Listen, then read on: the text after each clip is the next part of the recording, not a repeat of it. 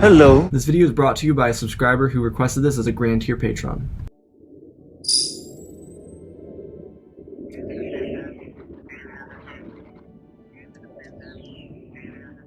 Welcome back to the Space Gulag, otherwise known as PPSW, your favorite hangout place, and today we're back with the largest story I've ever done. Today we'll be telling the story of Anakin Skywalker, and no, I'm not talking about the Chosen One meant to bring balance to the Force, nor the Sith Lord known as Darth Vader. I'm talking about the slave boy born from Tatooine who wanted to see every star across the galaxy, escape the Dust Bowl that was his homeworld, and free every slave from their shackles. This Anakin Skywalker isn't discovered by the evil-driven Sith or the self-righteous motivated Jedi. This is a life and journey of Anakin Skywalker, the human boy from Tatooine, born of the Force, who lived life not as a Jedi or Sith, but as an individual. Before we begin the story, let's smash that like button and shoot for 2,000 likes in the first 24 hours, and I'll release. This is a video you definitely don't want to miss.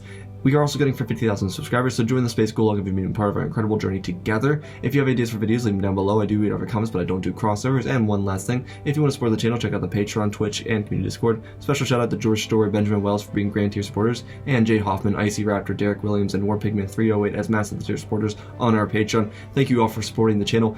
That is helping me fund videos like this, so it's greatly appreciated. And if you want to learn how to win a free lightsaber, watch to the end of the video and I will tell you how. Our story begins 9 years after the birth of Anakin Skywalker, 32 BBY. The galaxy itself is closer than ever to crumbling under the ineffective rule of Supreme Chancellor Valorum. The Galactic Republic stands upon pillars of salt as the Sith scheme their grand return. The Jedi, on the other hand, have lost their way, and the Jedi have driven themselves into a dogmatic way of life as an understanding of their code, though none of this really mattered. The life of a 9-year-old beset to slavery wasn't exactly a fun task. Rather, it was mostly tantalizing, doing the boring and brutal work that his slave owner wanted him to do. Sometimes Watto was nice, but he was quite the brute for young Anakin to grow up alongside. Not like Tatooine was much better anyhow. He never really understood why people came to the planet. It was dreadful. Sandstorms blew rough-coated sand into every pore of your body. The Tuscans out in the desert were an intolerant people. The pirates and greed were everywhere. And that all alongside the slavery and the criminal empires made Tatooine the worst place in the galaxy to grow up, especially one with Anakin's talents. That's how his friends described it. Anakin was extremely talented. He could repair any pod racer and he could build anything. Anakin was most excited about a project he'd been working on some spare parts that he gathered from Watto's shop. The name of this project was C-3PO Human Cyborg Relations. He was being built to assist his mother, who also was a slave. Times were tough for Anakin, but his mother was always there for him. She supported him, and even against her better judgment, supported his creation of his very own pod racer. This pod racer was the biggest and most important material in Anakin's life. This was not going to just set him and his mother free, but it would also set all the slaves of the galaxy free someday. Pod racers were seen as idols on backwater worlds such as Tatooine. Anakin didn't have an idol, he had a rival. Everyone in the events he saw as a rival. Anakin would see these champions of pod racing throughout Mos Espa. They had posses that followed them around and built up an intangible ego. Anakin could always hear them from Watto's shop. Sometimes when Watto wasn't looking, he would sneak out to see these pod racing legends of Mos Espa. The most popular one was Sabotage, from the planet Malastare. Anakin despised him the most out of all the other pod racers. He was dirty, but he always won. Anakin's face was covered in sand. He crawled out from under his custom-built pod racer. Shmi, Anakin's mother, knew he was talented. She always knew he would become something greater than a slave. Anakin had his eyes set on the stars, chasing the freedom he believed that he and his mother deserved. Anakin turned and looked at his mother, wiping dust off from his eyes. He could see clearly. His mother looked down from a little balcony, smiling at her son. Anakin's friends came out to see what he was doing. Most of them didn't believe in him, other than Kister Beneni, a young human male, and W. Wald, who was a young, small, Rhodian boy. These boys didn't know much of what Anakin did. They were just supportive of him. He was in another league, a different mindset. All of his slavery was brutal and painful, but in the end, it made a 9-year-old boy, especially talented with mechanics, work extra hard. He knew how to put things together and take them apart, and after all of his time in Watto's junkyard, Anakin was truly prepared to conquer his disadvantages that begun his life. Anakin looked over to his friends with a bright smile on his face, as he told his friends to back away. Anakin steadied himself as he climbed into the cockpit of his pod racer, custom built and finally, Anakin thought, finally able to be started. Anakin had failed several times, but Anakin thought of it differently. Anakin saw his failures as different ways not to build a pod racer. He felt within himself that it would be different this time. He knew, as if something were guiding him forward. He leveled himself inside the seat and got comfortable. The seat was a bit rough, and the pieces inside the cockpit were all spare parts, but it would do. To become the best, he had to work like the best. Anakin grabbed his helmet and looked at his friends across the way, lifting his helmet up and emptying some loose sand from it, wiping the goggles clean with his little fingers. Anakin was ready. He leaned back and forward, adjusting himself to see the way that he wanted from the cockpit. He'd failed this several times before. He almost killed himself by igniting the pod racer once. His mom almost put an end to it, but her son was so dedicated to his craft, she couldn't deny him from doing what it was that he loved so much.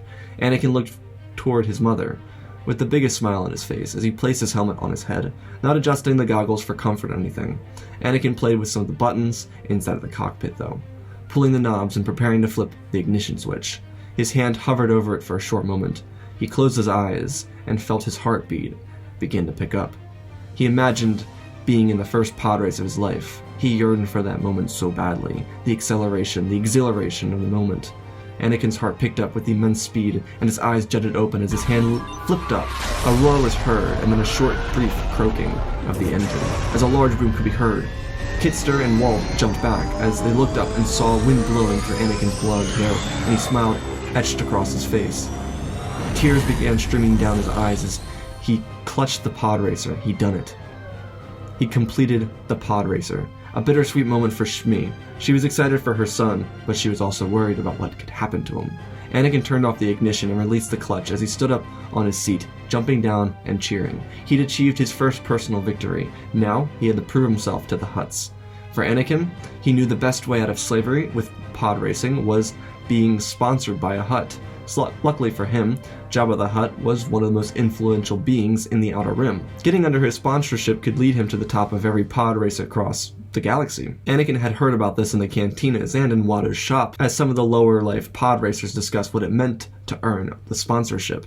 Though, it did come at a price. Working for Jabba meant that you have to give him some of your profits, and if you don't produce, there were consequences to pay. If a pod racer failed too many times, one of the local bounty hunters would have a go at you. It was a competition, and it was a stiff competition. Anakin was young, with no protection at his side. Getting involved with Jabba could get him out of slavery, but it could also get him killed if he wasn't careful. Anakin, down from his pod racer, jumped with his friends and started cheering. Anakin couldn't think about everything that lay ahead of him. He was so enraptured in the moment that he was living in. After celebrating at dinner, Anakin told his mother that he would like to enter the upcoming pod race for their freedom. The Boonta Eve Classic was the largest annual pod race in the galaxy. It was a massive event, and while pod racing had many large events that happened all across the galaxy, this one on Tatooine was incredibly important for gaining any kind of sort of recognition, especially with the Hutts. Shmi wasn't thrilled about the idea, and even told Anakin that she didn't want him racing, but then Anakin told her that he wanted to set them free. Every year Watto gambled on this pod race. Anakin would gamble against him for their freedom. Shmi was skeptical, but she decided to go against her better judgment yet again to allow Anakin to race in the Boonta Eve Classic. It could put young Skywalker on the map for the Hutts, but more importantly, it could secure their freedom from Watto. Anakin went to bed. After his conversation with his mother, he could hardly sleep. He was filled with so much excitement, thinking about what it all could mean, being free for once in his life. That's all Anakin wanted, freedom for him and his mother. Anakin fell asleep late into the night and woke up dreary as ever. He stumbled down to breakfast before making his way to work. Opening the door into a light sandstorm, Anakin sighed. He hated sand so much. He found it everywhere, inside his C-3PO, his pod racer, and his clothes. It got on his nerves like nothing else, constantly getting sand rashes on his arms and legs from sand rubbing against his thick, stiff clothing that never gave any comfort. He sauntered his way into the storm, covering his eyes from the dust. Anakin crashed into somebody, knocking them both off of their feet and onto one another. Anakin rolled off and asked if the person he ran into was okay. Anakin creased his hand so he could see who he ran into. A young girl about the same age as him. Told him to watch himself. Anakin apologized and told her to come with him. She was rather questionable of this offer, but Anakin reached out his hand. She looked down and then covered her eyes because sand was flying into them. She reached out and grabbed Anakin's hand, and the two of them walked their way to Watto's shop. Anakin unlocked the door. He was always there before Watto was. Anakin pulled the girl inside the building and released her hand. Anakin turned on the lights and walked over to the little counter. The lights slowly turned on. They were dim, and the girl could hardly see what Anakin was doing. She squinted at him as she rubbed dust from her eyes. She could hardly see him until the lights finally turned on. Anakin told her that Watto probably wouldn't be there until at least after the storm cleared. She looked up from rubbing her eyes, and Anakin handed her a small carton of water. He apologized for running into her and then turned around and started getting to work. She asked what his name was, and he replied with a weak Anakin Skywalker, as he picked up a large metal object, moving it towards the counter. The girl watched him while sipping on the water. She asked if he was a slave. Anakin dropped the metal piece on the counter and looked at her, with sadness drawn across his face. He then responded saying that he was a person, not just a slave. He then gestured as if he was looking for what her name was. So, she looked up from her water and told Anakin that her name was Zenna Pax. She was a poor girl from the town over. She was from Mos Pelgo, a much poorer place than Mos Espa. Anakin kept his eyes traced on her as she continued. Zenna told Anakin that the desert was harsh out there. There was no protection from the Tuskens or crate dragons or sandstorms. Her father was killed by Tuskens, and her mother took all they had left and moved them to Mos Espa to stay away from the dump that was Mos Pelgo. As Anakin paced across the room to do another task, he tripped over one of the service droids as it popped up and began maneuvering around. Zenna laughed at Anakin, but then continued telling Anakin about her story. She moved to the city about a month ago, but her mother was suspected of stealing from the Hutts, and she was assassinated by one of the bounty hunters. Zenna expressed that she hated the Hutts and never wanted anything to do with them. Anakin looked at Zenna from the ground. He listened to everything she said and took it all in. It was weird in his mind how different perception of the Hutts were for different people. For Anakin, he wanted them to secure his freedom, but Zenna resented them for what they did to her mother. Anakin asked about what happened to her mother. Zenna told Anakin, as she held back tears, that she wasn't home. She was out, exploring the new city, and when she returned, her mother was dead, with the dining room table flipped on top of her and twin suns carved on the bottom of the table. Anakin had heard of this happening before. He told Zenna that he had heard of these engravings. As he stumbled to his feet, he told her that he thought it belonged to the Twin Suns gang. Zenna said that from what she understood from her mother, that the Twin Suns operated for the Hutts as a form of local enforcement. Anakin hadn't heard that before, but he found it reasonable to believe Zenna, because she seemed well versed in her travesties of life. For the next few hours, the two would spend time together. Zenna would drone behind Anakin while he was doing his work. The sandstorm picked up outside, but the two kids found a liking for one another. Zenna needed Anakin, and little did Anakin know how much he needed Zenna. After the sandstorms calmed down, Anakin would hand Zenna another water carton for the road, and he told her where she could find him when he was finished. Anakin didn't boast about his pod racer because he wanted to surprise her when he showed it to her, when he was done with his shift for Watto. Eventually, Watto would show, seeing that Anakin had completed most of his work. Unlike most slave owners across the Outer Rim, Watto wasn't extremely cruel to Anakin. In Watto's eyes, he was just a boy that did free labor, but at the very least, just a boy. In some ways, Watto was quite kind to Anakin, allowing him to leave early to go play with his friends. Other times, though, he was the most belligerent individual on the surface of Tatooine, forcing Anakin to work late into the night, on the verge of collapsing because of exhaustion. Anakin had a love-hate relationship with Watto, much of it based upon the duality of who Watto was, because at the end of the day, Watto was the closest thing to a father that Anakin ever had, a father that used him for slave labor, sadly. Anakin's day droned on longer than normal for some reason today. It wasn't a change in the workload or even what kind of mood that Watto was in. Anakin continued to do his work, and then, when he had done enough for the day, Watto called over his little assistant. Anakin looked at Watto puzzled, but Watto knew. Watto during the day was able to tell that something was different with Anakin, so naturally he checked on one of the security cameras he had inside the shop. Watto sat on a chair behind the counter and told Anakin to follow his heart. Pushing the boy along, he told Anakin to go find the girl and enjoy the rest of the day with her.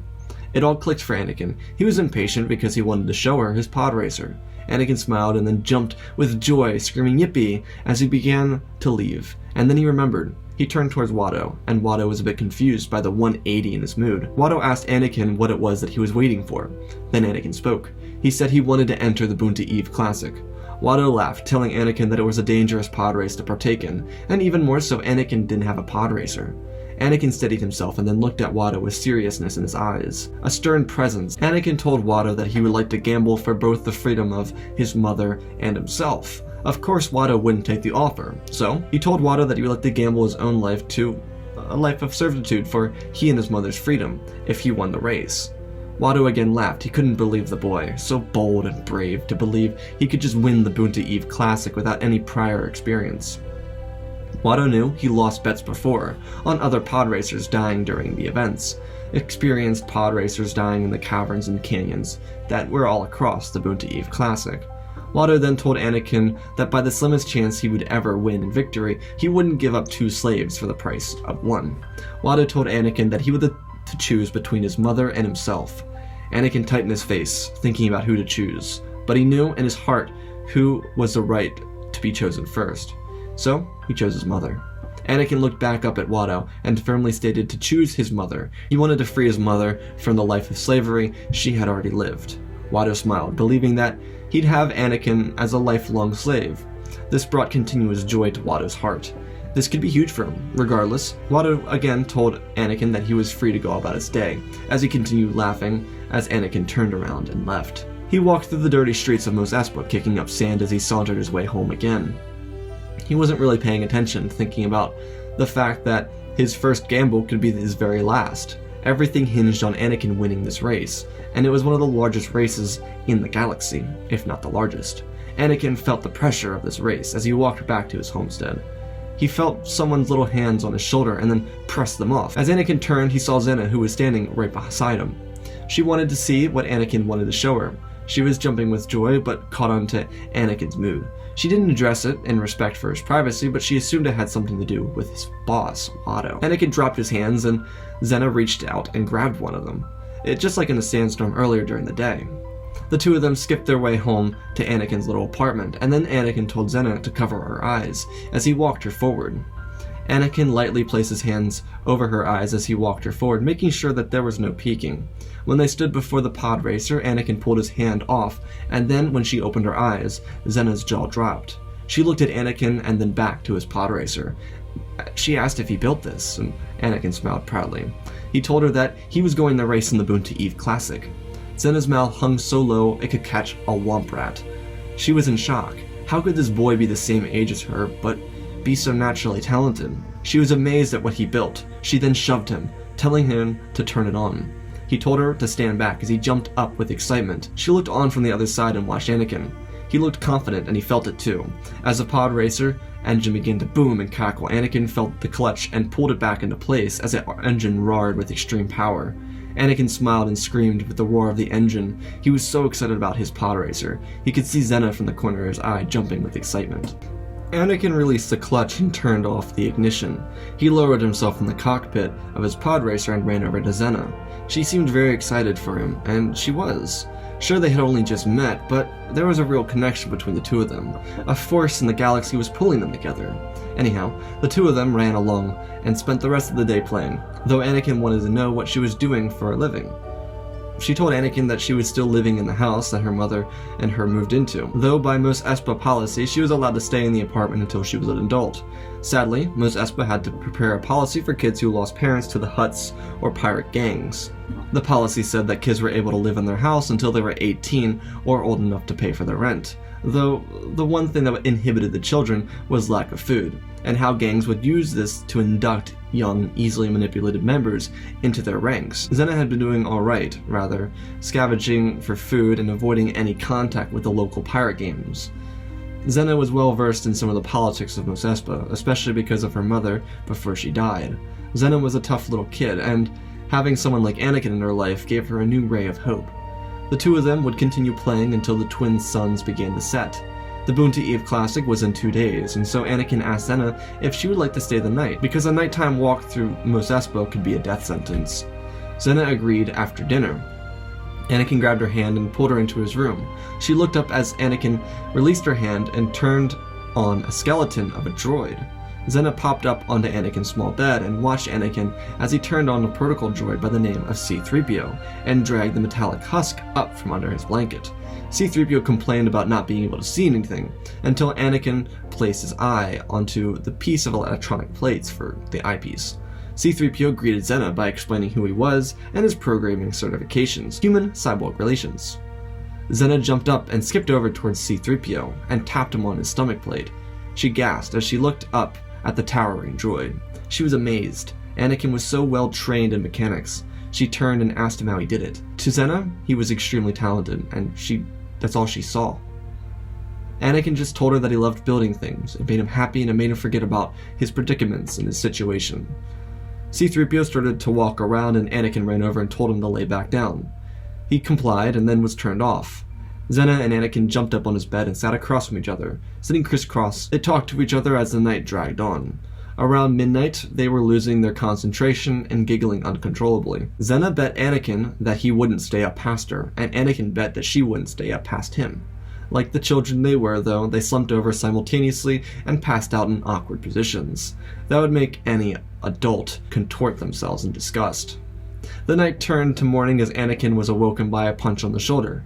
Zenna looked at him and laughed, telling him that she won. He looked up at her and said there was no way. Shmi called from the other room, telling the two children that breakfast was ready, and the two of them jumped up and left Anakin's room. After breakfast, Zenna walked Anakin over to Watto's shop. As Anakin went in, Zenna told Anakin that she'd be back to see him after he's done with his shift with Watto. When Watto arrived in the late afternoon, Anakin had done most of his work. Watto told Anakin that he entered him into the Boonta Eve Classic as a down payment for his lifetime of servitude. Anakin hid his anger. He wanted to lash out at Watto, but he knew that wouldn't matter here. He needed to save it for the race. Anakin went back to work, dealing with the taunting from Watto. Anakin was quite annoyed by Watto, but he didn't let it get under his skin. Watto let Anakin go early because he wanted Anakin to get one last night of rest before he was a slave forever. Anakin didn't say a word as he walked out of Watto's shop with hidden tears and a frown shadowed across his face. Zenna was waiting for him, just like she said and promised that she would, and when she saw Anakin, she grabbed his hand and asked what was wrong. Anakin walked with her and remorsefully told her why he was upset. Zenna told Anakin that it would be alright because no matter the odds that were against Anakin, she knew he would pull out victorious. Anakin hugged her in the middle of the busy Mos Espa street as small speeders flew by kicking up sand over the two. Anakin and Zenna skipped their way back to Anakin's house and out to the back where his custom pod racer was. He messed around with some of the other characteristics of it while Zenna sat in the cockpit watching Anakin joyfully work on his project. As the afternoon slowly came to an end, Anakin suggested that Zenna spend the night again, and without an inclination of thought, she decided to stay again with Anakin. After dinner, they went to his room and played for a short while before going to sleep at opposite ends of the bed. The morning came with excitement. Anakin jumped off his bed and pulled Zenna, who was still asleep, with him. She woke up in a quick terror as she saw that Anakin was pulling her off of her slumped state. Her fear turned to joy when she joined Anakin on his crusade. He knew he was going to win today. He felt it throughout his entire body. He knew he was destined to set his mother free from slavery. The entire time, though, Shmi and Zenna believed that Anakin was setting himself free from slavery. It made sense why a child would be excited to set himself free from slavery, but the fact that Anakin was doing this for his mother was even more telling of the character and the individual that Anakin was meant to become. Anakin got his pod racer and a couple of Eopies tied together so that they could pull the pod racer to the garage at the events. Watto had placed bets on Saboba, the great pod racer from Malastare. This bet was the closest thing to a guaranteed win. Anakin knew that it would be his toughest opponent, and with the knowledge he had of the pod racers, he needed to make sure that Saboba didn't go anywhere near his pod racer before the beginning of the race. Anakin and Zenna were glued to Anakin's pod racer. Shmi came and watched him as he prepared for this race. Watto came by and taunted the boy once more. It reminded Anakin how much he really despised Watto sometimes. A loud siren sounded twice to tell the pod racers in the garage that the race was about to begin, telling all the pod racers to mount their vehicles in order outside in the grand arena. In order. As the racers left the garage, Anakin was the last to leave, preparing his pod racer for the race of his life. He felt tension in his heart. His heartbeat was unsteady, and his hands were shaking. Zenna could see that Anakin was feeling the pressure of his freedom and held his hands. Anakin looked over her and smiled. But she didn't know what Anakin was worried about. It wasn't his freedom on the line, it was his mother's, and the moment was finally here to seize it. Anakin set his pod racer up in his position as he watched Saboba walk over. Anakin walked up to Saboba, keeping a close eye on the Malastarian. He didn't want to have to deal with Sabotage, and in the end, Saboba couldn't do what he wanted, pull a carburetor loose on Anakin's engine piece. Everything was so loosely put together that he didn't think Anakin would make it off the start line. But he wanted to ensure his failure, especially with a high bettor like Watto on his side. Regardless, the flag bearers began to march across the sands, and there was C-3PO, carrying a blue and yellow flag for his creator. The pod racers got ready. Zenna gave Anakin a hug, and then darted away over to where Shmi was, who had a reserved tower for the two of them, to watch the pod race from. As the pod racers settled in their seats, the roar of engines began to echo throughout the starting line. Anakin's heart kicked into overdrive. He was shuddering, a little unfocused. Butterflies in his stomach made him feel like he could puke, but at the same time the exhilaration of this moment was everything he wanted. From the side, he saw his two friends. They actually came to support him. Anakin returned back to the moment for a second, and then he saw Jabba the Hutt sounding the gong. The countdown began. It was so quick and immediate, Anakin forgot to pull the clutch. As pod racers sped past him, Anakin calmed down a little bit, and came back to the moment. He got himself together, and tried to get his pod racer out of stalling. There was another pod racer in the same boat with him, but Anakin was quick to fix his problem, pulling the clutch back and igniting his pod racer as he shot into speed. Zenna and Shmi watched with relief that Anakin was on the move, but he had some serious ground to conquer. Luckily for Anakin, he was in a smaller, more nimble pod racer. Anakin became hyper-focused in this moment, as his pod racer darted around the corner and into the Wado Flats. Anakin could see some of the pod racers ahead of him, winding around corners and using his strength to pull the controls around and around as Anakin focused himself on catching up to the rest of the pack. As Anakin pulled around the Mushroom Mesa, he could see the entire lineup in front of him. At the front of the pack was Saboba, with his bright orange pod racer. One of the pod racers next to Anakin jutted off from course and smashed into one of the mushroom rocks and began to tumble over. Anakin saw this and he used his intuition to guide him in this moment. He glided from side to side and then flipped the nitro and boosted over the top of the pod racer in front of him, and then flipped the nitro off as the rock fell behind him. The race continued through the Ear Crater Valley and into Beggar's Canyon. Beggar's Canyon was difficult to navigate. Much like Wado Flats, it was full of tight, nimble corners that only one pod racer at a time could fit through. Luckily for Anakin, he built himself a tiny pod racer that made it so he could easily whip himself around corners and in between other racers and the hard rock surfaces of the canyon next to him. Anakin was going at quick speeds, but he saw a ramp. He thought to himself, to keep that in mind. He saw a cavern appear up ahead. As he entered, he saw a bright light ahead of him, and he heard noise. It didn't sound like the pod racers, though. When Anakin exited from the cave behind the rest of the pack, gunfire started to rain down on the racers. It was the Tusken Raiders, and they hated pod racers. It disrupted the peace of the Boonta Sea, which lay a little further past the desert plains.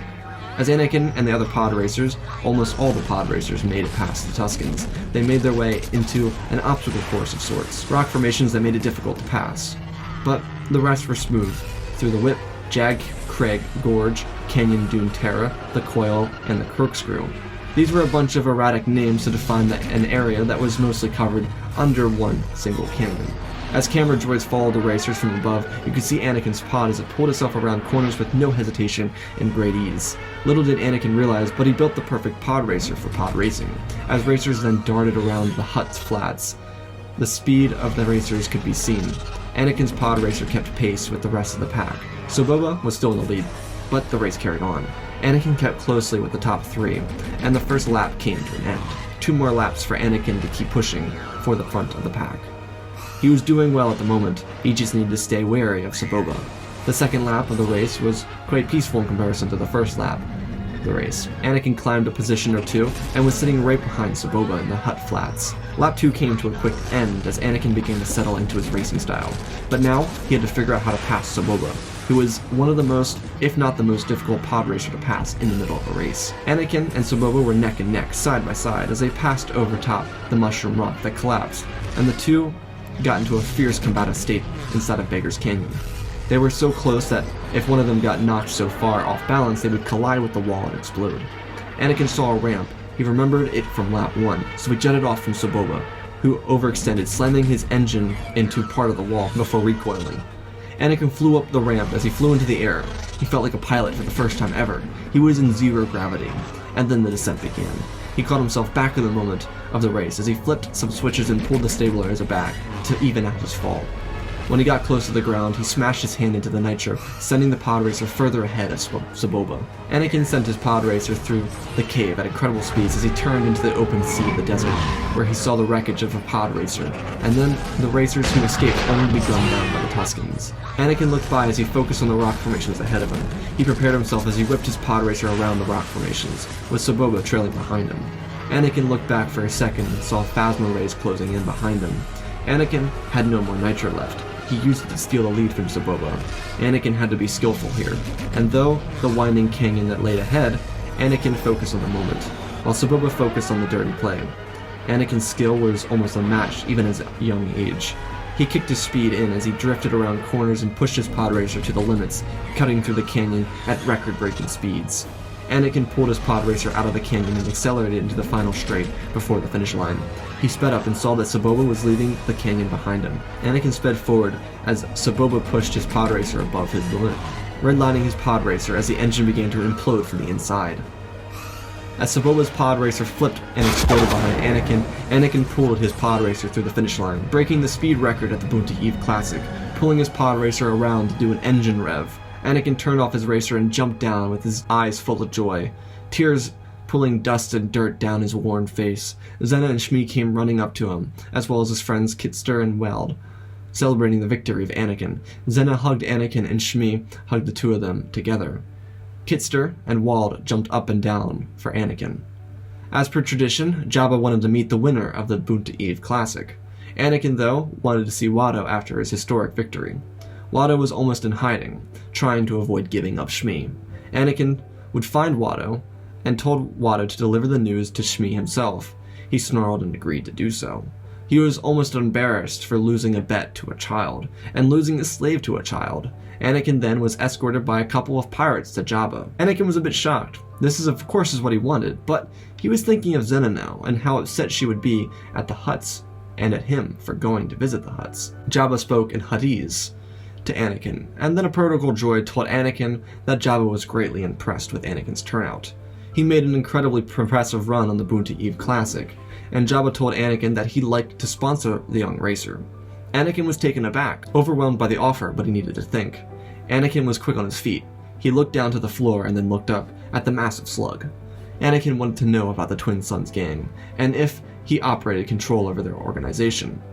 Jabba talked back to the protocol droid, of which relayed back to Anakin that Jabba didn't associate with the Twin Sun gang, and then asking why Anakin wanted to know of Jabba's relation to the Twin Suns. Anakin stumbled at his word. His face lit up with red, as he explained that his friend Zenna thought that Jabba had sent the Twin Suns after her mother. Anakin continued telling Jabba that it had been a life dream to be sponsored by him. He just didn't want to hurt his friend's feelings by following his dream. Jabba chuckled and told Anakin that he could have his bounty hunters do something about that, but Anakin had to prove his worth as a profitable racer. Jabba continued saying that the Twin Suns kept the balance of gangs in the neighborhoods. If he had one of the gangs wiped off the map, he'd need to fill it with his own men to keep that balance. Anakin listened and then told Jabba he'd do whatever it took. The implications of a child striking a deal with a crime lord like Jabba may be unthinkable, but the Hutts were all about profit, and Jabba was betting on the success of Anakin Skywalker. Anakin was betting on his success too. He knew what could happen if he failed Jabba, but he didn't intend on failing. With Jabba as his new sponsor, he could be a frontrunner in every event on Tatooine, big or small. There was always money for the Hutts in pod racing. Anakin was very thankful for the opportunity to work with Jabba the Hutt. This opportunity was huge for him. He had no intention of letting Jabba down. The only issue, though, was not telling his mom, but his friend Zenna. When Jabba and Anakin parted ways, Anakin saw his mother with tears in her eyes. She wanted Anakin to free himself, not her.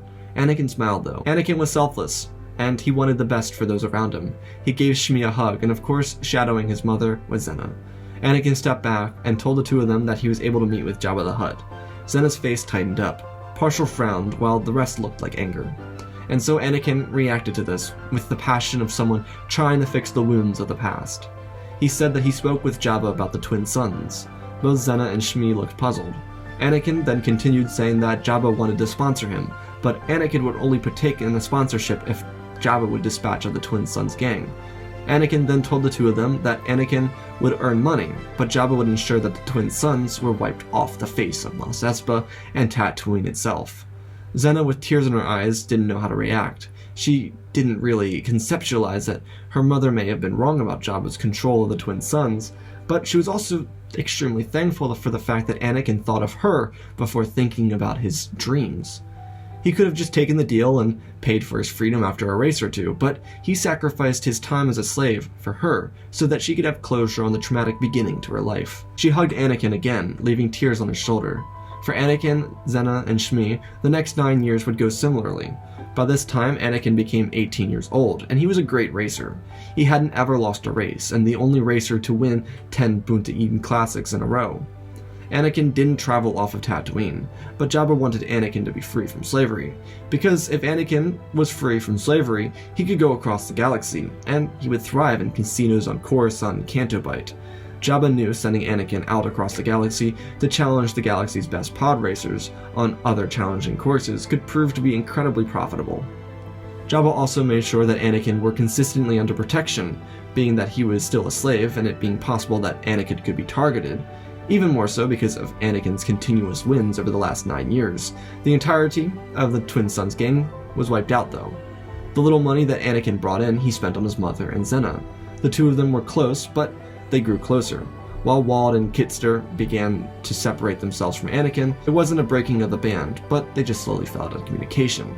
Anakin still worked for Watto. It was grueling as ever.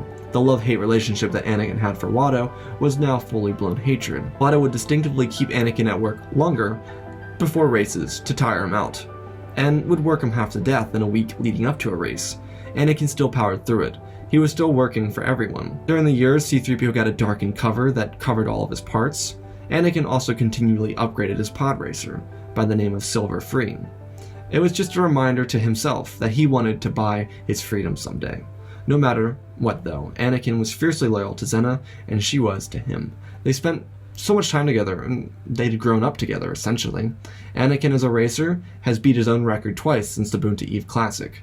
Jabba told Anakin that he needed to win one more Boonta Eve Classic, and he'd have paid off all of his debts to the Hutt crime family, and begin to really enjoy his sponsorship from the Hutt clan. Anakin was excited, though he had 10 months until he could race in the next Boonta Eve Classic.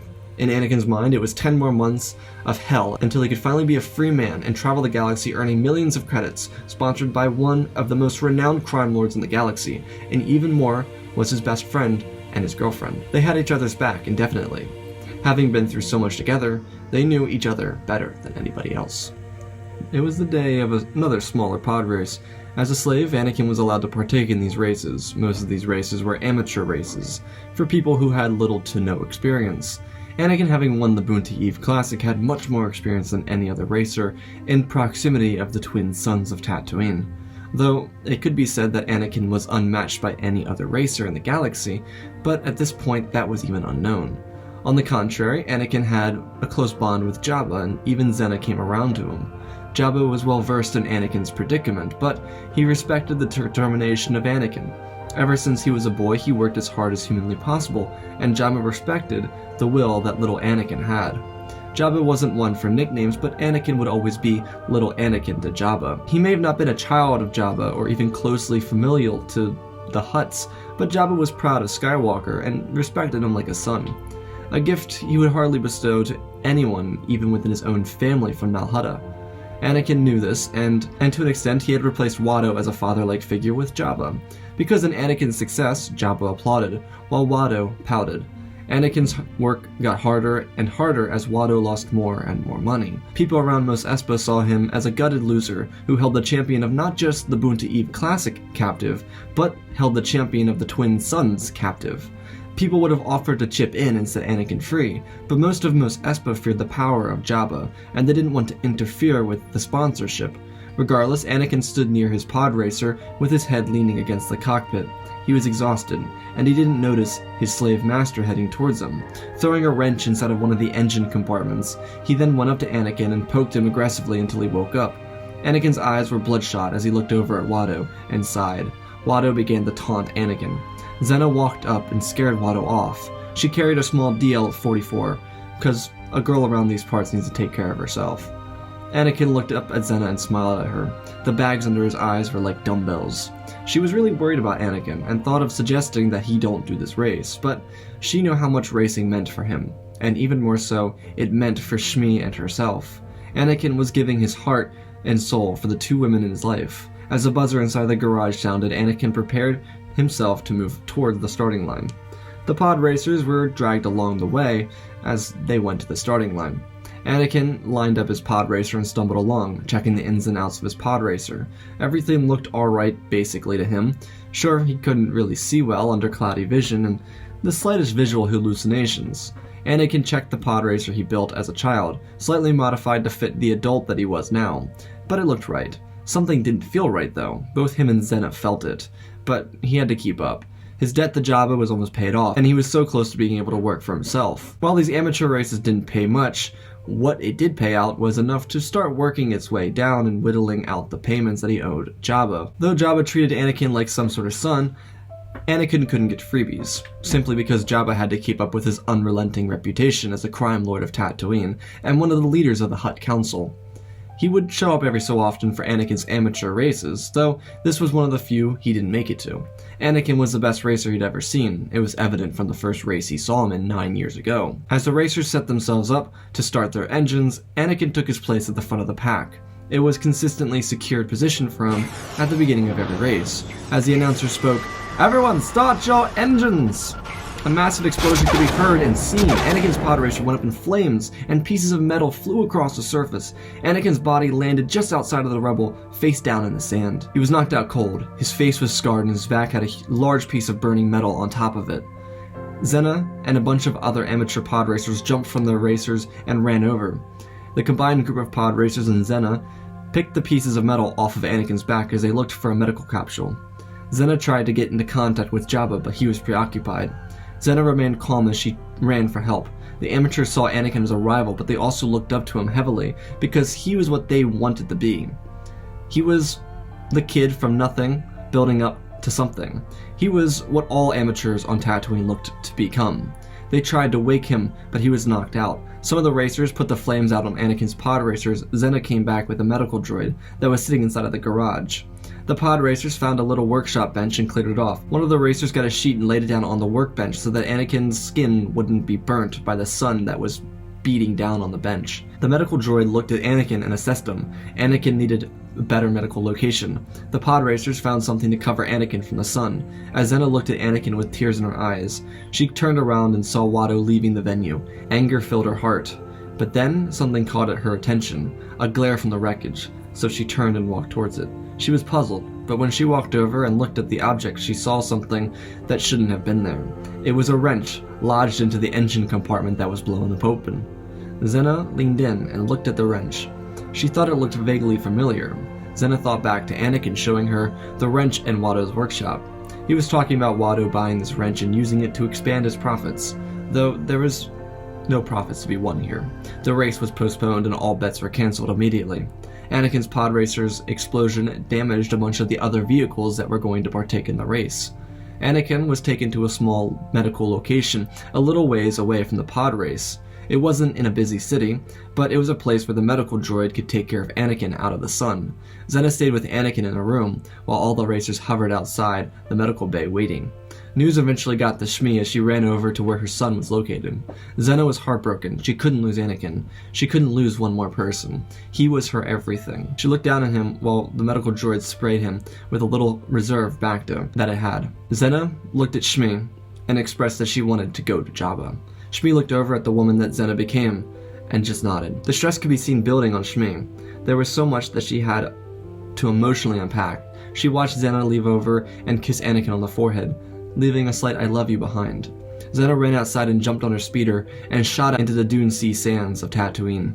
She kicked up the speeder into the highest gear as she sped along the sand, kicking all the sand up into the goggles she wore on her head. Zenna was on a mission. She needed to talk to Jabba. Sure, she never trusted the Hutts, but they'd done so much for the three of them, and it was about time she faced her fears and talked to Jabba one-on-one. Jabba looked at Zenna as she walked in the doors. He knew what had happened. and his facial expression showed that he was really concerned for little Anakin. Obviously, the money that betting on Anakin brought him was immeasurable, but Jabba genuinely started to consider Anakin as his kind of scum. Someone that was a go-getter, always finding new ways to be his best, and being the best at what he did. And so he waited for Zenna to speak. As she did, he listened. Mighty Jabba, I believe I know who sabotaged Anakin's pod racer. Well, I believe it's Watto. Anakin has been telling about everything he's been doing to him. He won't let him rest. Anakin hasn't gotten sleep in almost weeks because of him. He's jealous that Anakin has become so fond of you, and even more so, Watto has been losing bets because of Anakin's success.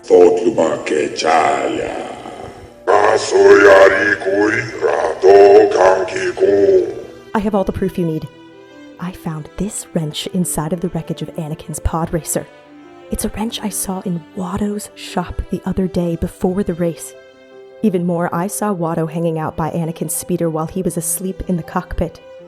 Jabba turned over to Bib Fortuna.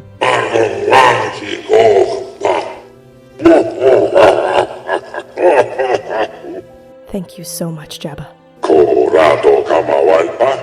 He's at the only thing we can afford to take him to.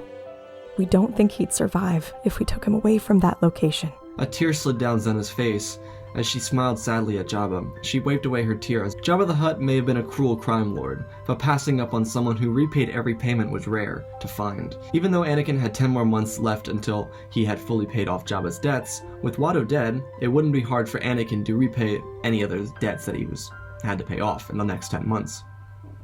Jabba even had a gift for Anakin that had just been constructed for him after his hard work and dedication to the Hutt family. It didn't take long for the pirates to hook up the Bacta tank and get the sail barge ready for movement. Bib had to work fast, because if he didn't, and Anakin perished, it was he and everyone else on the sail barge's life that would pay the price. Jabba had conflicting emotions over Anakin. All the care he had for the boy, he himself couldn't tell if it was over the winnings he'd received, or if it was the person that Anakin Skywalker was. Regardless, the sail barge jolted out of Jabba's palace as it made its way towards Anakin's location, veering anyone and anything off course. Zenna spoke to Bib on the sail barge as it approached its location. You guys will need to work fast. He's been burnt, scarred, and broken badly. Be careful with him, and get him in the Bacta tank as fast as possible. They all nodded. The sail barge arrived, and the group of pirates jumped out. They all shooed away the pod racers as they ran inside looking for Skywalker. The medical droid told the pirates to be quick. He didn't have much time until he could be dead from his injuries. The pirates picked up the small platform that he was on and carried him into the sail barge, locking him inside of the Bacta tank with a respirator so that he could breathe. The medical droid picked up his work and continued trying to help Anakin. At the same time, inside of Jabba's palace, a bunch of bounty hunters gathered in front of Jabba. All of them were locals that aspired to be like great bounty hunters in the galaxy. The best of the group was the one named Virtue. He came from Mospelgo, and he was known to be a bit of a brute when it came to hunting. The bounty hunter to Virtue's right was a Weequay named Envy, and she was known for being a sly killer, using specifically blades, but also quiet as the dunes see. The final bounty hunter was named Beggar's Hex, a name given to him after claiming multiple bounties in Beggar's Canyon, and he himself was a blue Twi'lek. Jabba spoke to all the bounty hunters.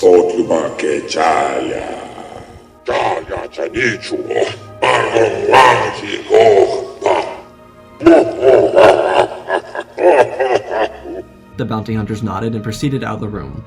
On Jabba's sail barge, Anakin was back into recovery. Zenna looked at him from the outside of the glass, seeing the slightest bit of her own reflection. She knew that this process would take all of her will and all of her patience to see Anakin back to a full recovery. Obviously, she couldn't know if Anakin would make a full recovery, but that's what she wanted for him. He was the best pod racer in galactic history, and he was destined to live his life on his own terms, even with the contract he had with the Hutts. She just wanted the best for him. The medical droid next to her continued doing his work as she laid her head against the glass. It felt like hours as she closed her eyes, and all the way back to Jabba's palace, where Anakin would spend his time recovering from his injuries. The three bounty hunters began their mission as they traveled in a pack out towards Watto's shop in Mos Espa, as they traveled kicking up dust behind them. Beggar's Hex split off from the main group as he said, I'm gonna check the Mos Espa spaceports to see if Watto is trying to make some sort of grand escape. Envy and Virtue continued together. They had worked really well together in the past. Virtue and Envy arrived at Watto's shop eventually, and they kicked the door panel as it slid open. The two peered into the main entrance as they heard flapping. Watto hadn't left. He must have suspected that he could get away with it. He was in the yard talking to a customer as he whipped his head around and tried to fly away. Virtue and Envy snapped up together, each respectively trying to get a shot. Their competitive nature made them a fearsome bounty hunter duo, even on Tatooine. Virtue spoke first. This one's mine. Envy never spoke and continued her trend as she lined up the shot on the flying Todarian and clipped his wing. Virtue rolled around her back, using her shoulder as a level as he made a clean shot hitting Watto's other wing as he dropped from the sky. Envy looked at Virtue as he spoke. My shot looked cooler. As he winked at her, she simultaneously rolled her eyes at him. Watto crashed into the yard and got up as he tried to escape. He was no use as they caught up to him and grabbed his shoulders, yanking the dirty bug back. Virtue called out on his comms. Beggars. Hex, this is Virtue. We got him. We'll meet you back at the palace. Virtue and Envy looked at each other as Envy popped out with some handcuffs and tossed them at Virtue as he snapped them onto Watto's arms. Envy took Watto by the handcuffs and kicked him in the nose, knocking him unconscious as she grabbed his cuffs and dragged him along the dirt. The customers watched as she was dragged out by Envy. Virtue laughed. I forgot how brutal you are. Take what you want. He won't be back anytime soon. The three converged on the sea of sand as they made their way back towards Jabba's palace. As a sail barge entered the palace, the three followed closely on their speeders behind. Envy popped off of her speeder as she watched the men in the transport get the Bacta tank to an undisclosed location in Jabba's palace. Virtue, Envy, and Beggar's Hex made their way in for Jabba's throne room, where he waited patiently. Jabba was waiting for Bib Fortuna to give his report on Anakin's condition. Instead, he was greeted by the three bounty hunters, Envy who lugged Watto in and threw him in front of Jabba. Jabba looked down and spoke out. Watto was still incapacitated. Virtue spoke up and looked at Jabba. Envy clipped Watto first. I got the second, cooler looking shot. As he nudged her shoulder, Envy looked at him and then back at Jabba.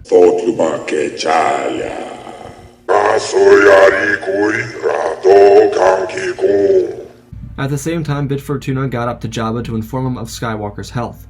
Bib said that he was doing alright, but they still weren't sure if he'd pull through.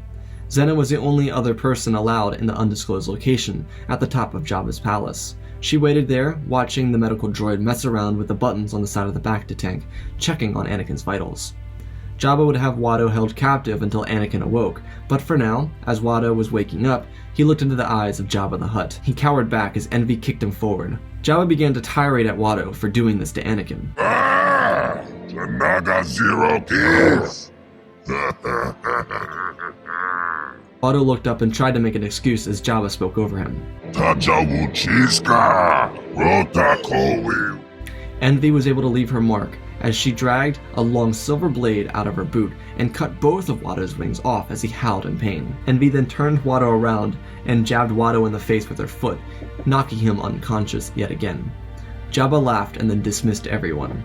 Watto was thrown into a cell at the bottom of the palace. The next couple months would drag on for Zenna. Anakin's progress was slow. He had gotten out of the Bacta tank after a couple of days. He had a scar that dragged along his right eye, barely missing his cornea. He could still see, but he was so close to losing his vision. His back was badly burnt, and he was struggling to walk.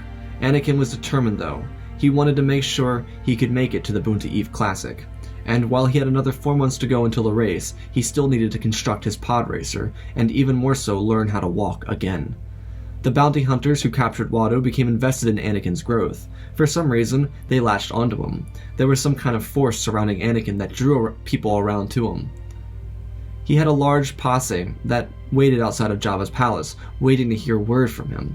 Several of these people were amateur racers who had lost to him dozens of times. They all wanted to beat him, but even more, they were just inspired by him. Anakin never interacted much with his posse, mostly because he was humble, but also because he never had much time to interact with those who he inspired the most. Anakin was desperate to succeed. He wanted to make it to the Boonta Eve Classic. Zenna suggested they take it easy. His drive was outwards. He wanted this not just for his mother or Zenna, but to prove that he could do it, to prove that no injury could keep him down. His dedication was respectable, but worrisome, especially to those who watched what the injury did to him. And though Anakin was focused on rallying himself together, he never forgot to express his love to Zenna. Though Jabba requested to see Anakin, He wanted to give Anakin something. Because Anakin couldn't make it down to the stairs yet, Jabba sent a gift up the stairs to Anakin's room. Anakin looked over at the door and he saw a little droid. It had his racing colors, blue and yellow. Zenna looked over when she heard a gleeful little whistle. It was an astromech. Jabba wanted to give Anakin and Zenna a droid as a gift for Anakin's hard work after he won his 11th Boonta Eve Classic. But because Jabba was unsure of Anakin's ability to make it to the race, he surprised Anakin and Zenna with the gift a little early. Anakin smiled and Zenna wrapped her arms around him as he did the same to her. They looked at each other joyfully. Having an astromech was a luxury on this planet, especially one as clean as this droid. Anakin looked over and asked, "What's your name?" The droid whistled back. Ooh, I love it. R5-7B is a great name. R5 spun around and whistled some more as he came up to Anakin and Zenna, as they lay their hands on the droid's head, as they smiled with each other. Anakin felt so uplifted by this gift, it gave him a new level of inspiration. The fact that one of the most feared crime lords in the galaxy gifted him an astromech to build his spirit was beyond motivating. The next month would see Anakin's advancement shoot through the roof. Not only was it so surprising that he survived the explosion, but that he had made his recovery so quick. There was something so special about Anakin, and it showed when he climbed out of the clutches of hell. He could hardly walk, but he was able to walk on his own for moments at a time. R5 always guided Anakin. The little droid adored him, almost as much as he did Zenna. Zenna helped Anakin reach the state where he could walk. She was so proud of him. There were still 4 months left until the Boonta Eve Classic. All eyes were on him to succeed. Jabba let Anakin use the hangar bay as a garage to work on his rebuilding of his pod racer. Some of the bounty hunters that captured Watto wanted to chip in as well. Virtue, Envy, and Bager's Hex all contributed a little bit of help to Anakin, though Virtue and Anakin began to have an aspiring friendship. Even more so, Anakin got to have Watto dealt with. All the bounty hunters gathered around Anakin, as Zenna and R5 helped him stay up. He was the one who sentenced Watto to death at the hands of the Sarlacc pit. Watto of course tried to swindle his way out of this, but with no wings and no great way to escape the clutches of Jabba the Hutt, he was dropped into the Sarlacc pit down below. Anakin watched as a Tordarian who tortured him for 18 years, well, 18 and a half because of his near-fatal injuries, died at the hands of the Sarlacc. Anakin worked up on his pod racer thinking about the death of Watto. It made him extremely happy in a sadistic way. Though Anakin had an issue, he had to trust the bounty hunter Virtue who was working with him on the undercarriage of his pod racer. Because Anakin himself couldn't get down under the pod racer. His back was too fragile in a state. He couldn't sleep on his back. Rather, Anakin usually had to sleep in the bacta tank. Another great help was R5-7B. He worked on the pod racer too, and he built a great connection with Anakin and Zenna. Shmi would visit Jabba's palace all the time, and she'd always be able to sneak past the group of people that lined up to see Anakin appear from within the palace. The day came though. Anakin was a bit nervous for this. If he was able to fix his pod racer, he could very easily get himself ready to race again. Though, if he didn't fix it, this vehicle could be the death of him. Anakin hopped on to his pod racer as Zenna, R5, Virtue, Envy, and Bager's Hex watched Anakin. He closed his eyes and focused his heart rate. He could feel the world move around him. He was nervous, of course, but he was eager. This was his life.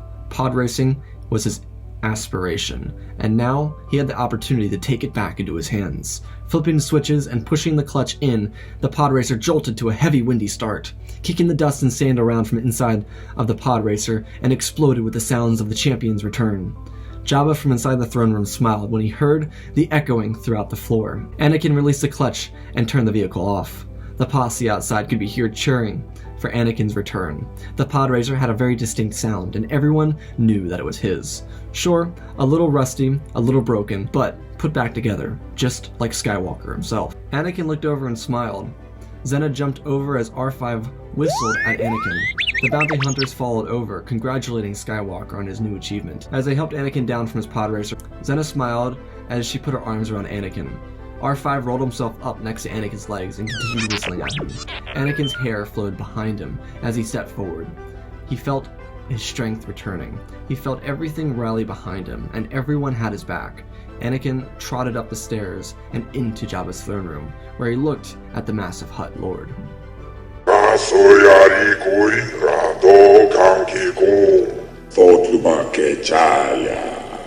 Anakin spoke back. "Thank you, Jabba, for believing in me and my success. I've got a lot to overcome, but I promise you, I'll be ready to win the Boonta Eve Classic again." Jabba laughed, knowing that Anakin would do just that. It was time for Anakin to bring himself together now. Every morning he woke up with more drive than the previous one. His posse grew with excitement around his return outside of Jabba's palace, as people lined up around the entrance to Jabba's hangar bay. Every morning the sound would echo. Anakin would trot down the stairs with R-57B by his side. Zenna would sometimes sleep in, and other times she'd be right there with him. Anakin every morning would get into his pod racer, salute to R5, and as the hangar bay doors opened, he'd shoot off in his pod racer, shooting through the rocky terrain near Jabba's palace as he entered the seas of sand. As he kicked up sand and dust alike, he traveled into the canyons across Tatooine. Close to track, avoiding Tusken territory, Anakin would glide through the Beggar's Canyon with flawless speeds, almost back to the skill set he had before his accident. Anakin felt the highs of life, and while under his contract with Jabba until the next Boonta Eve Classic, he was no longer a slave.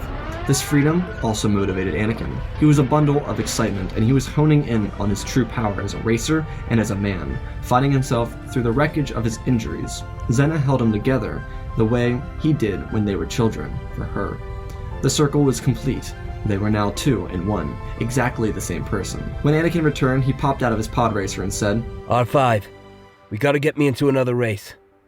I'm feeling really good about my recovery. Zenna walked into the garage as Anakin said that. Are you sure you're ready? I want to see you succeed, but don't rush yourself. Yeah, I understand, but these past few practices have been great. Tell her, R5. My laps have been faster than ever. As long as you're 110% ready, I've got your back all the way. Oh, I'm ready. And it's another step closer to finishing this first contract with Jabba. That also reminds me. I was thinking that after the Boonta Eve Classic, we think about extending our contract with Jabba. Oh, really? Why is that? Well, since I've been free without Watto, and Jabba has been so kind to us. The Bacta-tank that saved my life, and even the gift of R5. It would make sense for me to be sponsored by him. Plus, I hear that Jabba can get us into races out on Malastare, Canonic, and Kurgan's. Sure, none are as big as Boonta Eve, but I'll be a professional pod racer. And with more sponsors means more freedom for us. I love your enthusiasm, Anakin. It motivates the heart. But are you positive that Jabba would take care of us out through then? I know he's done so much for you and me over the years. I just want to make sure that we're set. Anakin walks over and grabs her hands. Yes, and with the racer I am and the sponsorships we could get, we could buy our own star system. We could finally be free from Tatooine. Take each other and R5 across the galaxy. Jabba was talking to me about the odds for the Boonta Eve Classic in a couple months. Bets for my return are 1-1. They're expecting me to win again. That'd be 11 Boonta Eves in a row. Wow, that is incredible, Anakin. I'm so proud of you. And don't worry, I'm 120% ready to do this. I was born ready. The two of them smiled at each other and hugged one another. When they broke off, Anakin moved towards the stairwell to inform his friends of his excitement. Zenna was so happy for Anakin. He was so beaten down, ruined, broken. He had despair written across his face and looked like there was no hope left in his life when he was still a slave. Sure, the injury didn't help, but he always looked like there was something ahead of him after the injury. Slavery almost killed him. His injury reinvigorated him. She was so proud of him. He had friends in the bounty hunters that captured Watto. Virtue, Envy, and Beggar's Hex were all friends of Anakin, and they were great friends to him. Even more so, Anakin had Jabba the Hutt, who treated him like a son, and of course Anakin had his mother, who was living her life as a free woman, truly as she should. Everything was going right, and after Anakin took care of Zenna and Shmi, he finally got to take care of himself. Even more so, R57B was his best little friend. The droid followed him around like a Lothal cat. Anakin ran up and expressed his excitement, and Jabba from the other side of the room only smiled. The Hutt crime lord may have been vile, but this was truly something that made him happy. There was an amateur race coming up, and Anakin was ready to test his mettle again. He wanted it more than ever, and so he put his name in. Crowds of people cheered when they saw that Anakin Skywalker was back, the racer of the twin suns. Anakin, over this time of recovery, was able to get more acquainted with his posse. He spent time talking with them and even getting to know a few of them. Anakin, though, was ready for his first trial of his return. As days passed by, Anakin prepared himself for the race. The amateurs gathered around Anakin, taunting him playfully, but excited to see him back in action. Since Anakin was inactive for almost 7 months, he was placed at the back of the pack. He was okay with this. Zenna made her way out and kissed him on the cheek while he sat in his pod racer. You got this. I got this. I'll see you at the end, love. You know it. Anakin turned his attention to his little friend as Zenna walked back to R5. Anakin gave a little salute as he pulled his goggles over his eyes, preparing to race again. Finally, a race again. Anakin readied himself. He felt his butterflies cross throughout his stomach. He felt his heart begin to pick up. There was a slight inclination of nervousness, but the rest was good. The race wasn't difficult. It was a simple 5-lap race. The racers were all primed for action. From the side, Anakin heard his friends and partner. Bring it home, Anakin. Come on, my boy. You got this! Anakin's smile rang out from under his goggles as he pressed the buttons along his pod racer. All the pod racers jolted to a start. The roar of engines made Anakin's heart race. He was ready. Everything he'd been through, he was ready. The counter counted down. As the racers started off, Anakin's pod racer shut down. Anakin was puzzled, and then he realized he forgot to pull the clutch out. He shook his head and smiled to himself as he smashed his foot down and pulled the clutch back as the pod racer shot off into the air. The acceleration of the pod race made Anakin come to life. He was thrilled. He watched as the amateurs shot around corners. Anakin smirked. He zoned in. He could feel everything coming at him. The moment was his as he drafted behind some of the larger pod racers. Though larger pod racers were rare nowadays. Ever since Anakin's success, pod racers became more small and compact. Anakin won 10 Boonta Eve Classics with the smallest pod racer on the field. Racers assumed it was a pod racer. Anakin knew it was a racer himself. As he pulled back on the acceleration and drifted around the corners, he shoved the accelerator forward with precise motion. The pod racer shot over the top of one of the pod racers. The amateurs knew that Anakin was incredible, but he was proving that he could get better and better. The racers had created a thick line as they entered into a canyon. Anakin's eagerness to pass them was rising. He pulled himself into the canyon behind one of the racers. As he pulled himself to the right of the canyon, Anakin kicked the accelerator in even harder than before, pushing the limit of his pod racer. Anakin flipped over in his pod racer over the top of the other racer as he hovered over the left side of the canyon, again punching the accelerator as he pushed past the speeder in front of the pack. The first lap was nearing completion. This was a small course. Anakin had won it before, but it was evident that he was even more eager to prove himself. Anakin had one more racer to pass, and the racer had a familiar pod racer. It was large, with orange covering the engine compartments. Anakin thought it couldn't be true, but Saboba was back to beat him. He'd been lowered into the minor leagues after his crushing defeat at the Boonta Eve Classic. Losing to a no-name meant sponsors would pull from his team, and many of his fans would leave. As cool as pod races were, the fans and sponsors were worse. If they didn't fund you and your team, you were doomed to fail and be kicked out of the major league. Saboba was trying to show up Anakin. It was the best time for Saboba to try and take advantage of Anakin, though Anakin, coming off injury, seemed to be a better pod racer than the one who got into the injury. Anakin hovered behind Saboba, waiting for the proper moment to overtake him. The race echoed through the canyons again, as Anakin and Saboba separated from the pack. Anakin was ready for his overtake. He knew Saboba, and he knew how to get him to give himself up. Anakin pulled his pod racer to the right of Saboba. Saboba mimicked it. Anakin jutted his racer to the left, and then right back to the right. Saboba mimicked the moment to the left. Anakin moved to the left, flipping his racer onto the canyon's edge. Saboba looked over and screamed in anger as he used all of his strength to drag his pod racer at Anakin.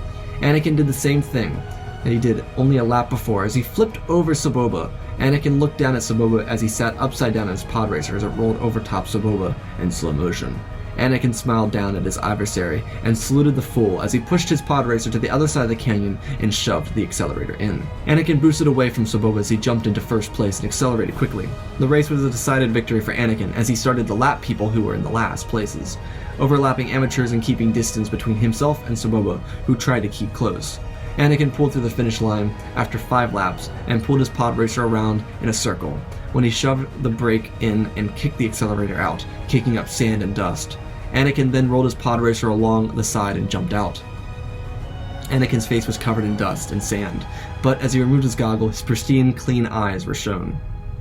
Anakin's smile could be seen from miles away as the other racers finished.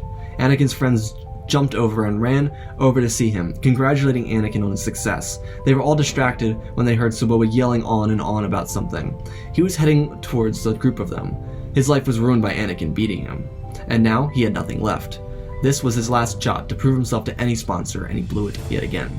Saboba went to face Anakin violently as he held a sharp object in his hand. He ran at Anakin, who saw it from a mile away. His foresight was incredible. Anakin readied himself to move as Sabotage got dropped by a blaster shot. Anakin looked over as his jaw dropped to the floor when he saw Zenna holding her DL-44. I knew you were a good shot, but that was quick. Oh, come on. You know I'm a better quick shot than Virtue over here. What? What do you mean?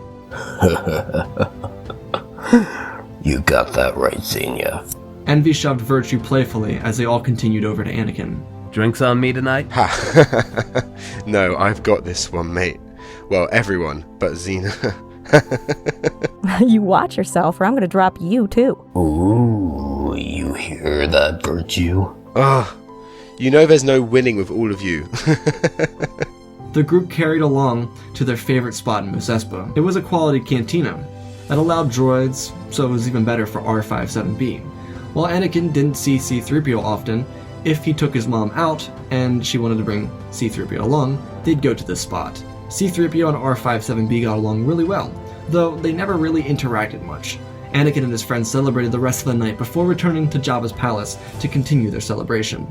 Jabba, who was still waiting eagerly to hear about Anakin's success, was even happier to see the party that followed him to his palace. Whenever Anakin's posse showed up, which was very often, Jabba made double the profits.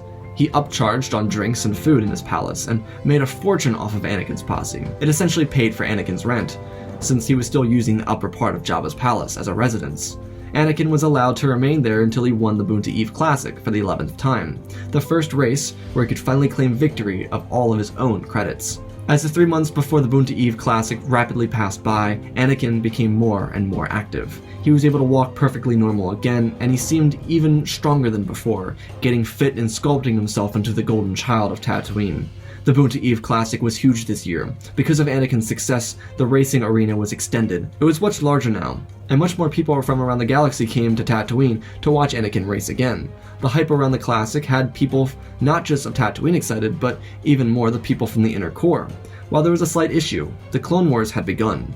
Though out here on Tatooine, nothing was greatly affected, other than the early war capture of Jabba the Hutt's son. Jabba wasn't overly thrilled, and wasn't a joy to be around, but eventually the Jedi brought Jabba's real son back to him. Jabba's son had spent a lot of time in his early life on Nal Hutta. On a visit to his father, he was captured, though all of that was resolved now. The child was sent back to the Hutt homeworld to remain safe for the remainder of the war. Jabba didn't necessarily like working with the Jedi, but he did because it saved him money, and he didn't have to worry about the Republic war effort making its way into his territory. Though there was excitement on the horizon for Jabba, and his boy, little Anakin, preparing to make his grand return to the arena where it all began. The Boonta Eve Classic would set Anakin free, and even more so set him on a path to riches beyond belief. Jabba did want this for Anakin after all. Profit for Anakin was profit for himself. Anakin's posse were ready to watch the champ return to the ring. It was a nice distraction from the travesties of the galaxy. Planets would be shown on holograms as clone troopers dressed in all white, hidden behind helmets, followed laser sword-wielding maniacs into battle. Not much was better for the other side, but at least the other side wasn't sacrificing themselves for a needless war. The droid armies, though, were known, even out in these parts, to kill without mercy. Anyways, the pod race was a great excitement for the group. Zenna was so excited to see Anakin back out, doing what it was that he loved to do. And his friends were excited to watch Anakin anytime he set foot into a pod racer. Anakin, on the other hand, was so thrilled. He finally had a group of real friends. He had only ever had Zenna and Shmi, and having an established group of friends was such a joy for him. It was the day of the big race, and Jabba gave Anakin a little bit of motivation by wishing him luck before getting onto his sail barge to get to the event early. Anakin was also on his way with Zenna, Virtue, Envy, and Baker's Hex. Their speeders kicked up sand as they glided over the sand in the early morning as the twin suns casted massive shadows across their silhouettes. In the garage, the five went to Anakin's speeder, where R57B was already waiting. He'd been keeping a watchful eye on Anakin's pod racer over the night. Even some of Anakin's fans had been watching over it from the exterior of the garage. No one wanted Anakin to be sabotaged again. He was the gambler's best friend, and he was a sponsor's favorite racer. And every common fan wanted to see what remarkable trick he'd pull this time. Anakin opened up the engine compartment and checked every crevice of his vehicle. There was a different energy about Anakin today. His essence surrounding him was greater than ever before. He was ready to conquer everything that kept him down over the years of servitude and slavery. He was ready to end and begin a new contract with one of the best sponsors in pod racing. Everything looked right for Anakin. The field changed a little since last time, but the race was pretty normal. No racing class was the same as the next. There was always amateurs that made it on Jedha or Cantonica. Anakin was always a joy to have in the garage. He was a bit shy, but always welcomed the new racers and never passed up the opportunity to toy with some of the racers he beat in previous years. This year was different. All the racers rallied around Anakin. They were so happily impressed with his quick recovery, and they were so grateful for the opportunity to once again race with him. Anakin loved it. He felt the love of the twin suns gathering around him. The buzzer inside the garage sounded. It was time. Anakin's heart picked up. He could feel it. The excitement mixed with nervousness. Anakin was overjoyed to be here. He almost thought he wouldn't live to see the day.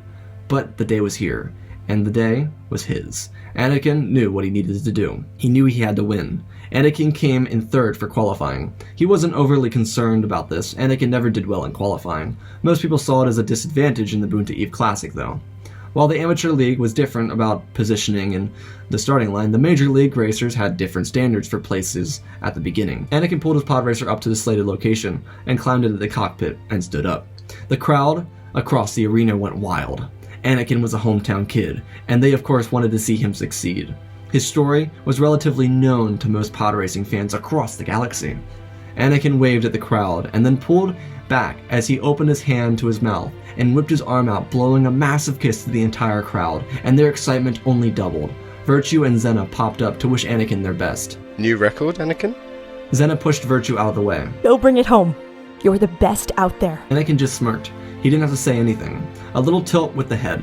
Zenna and Virtue knew Anakin was going to break records today. He was going to win. Yes, Anakin Skywalker was going to win.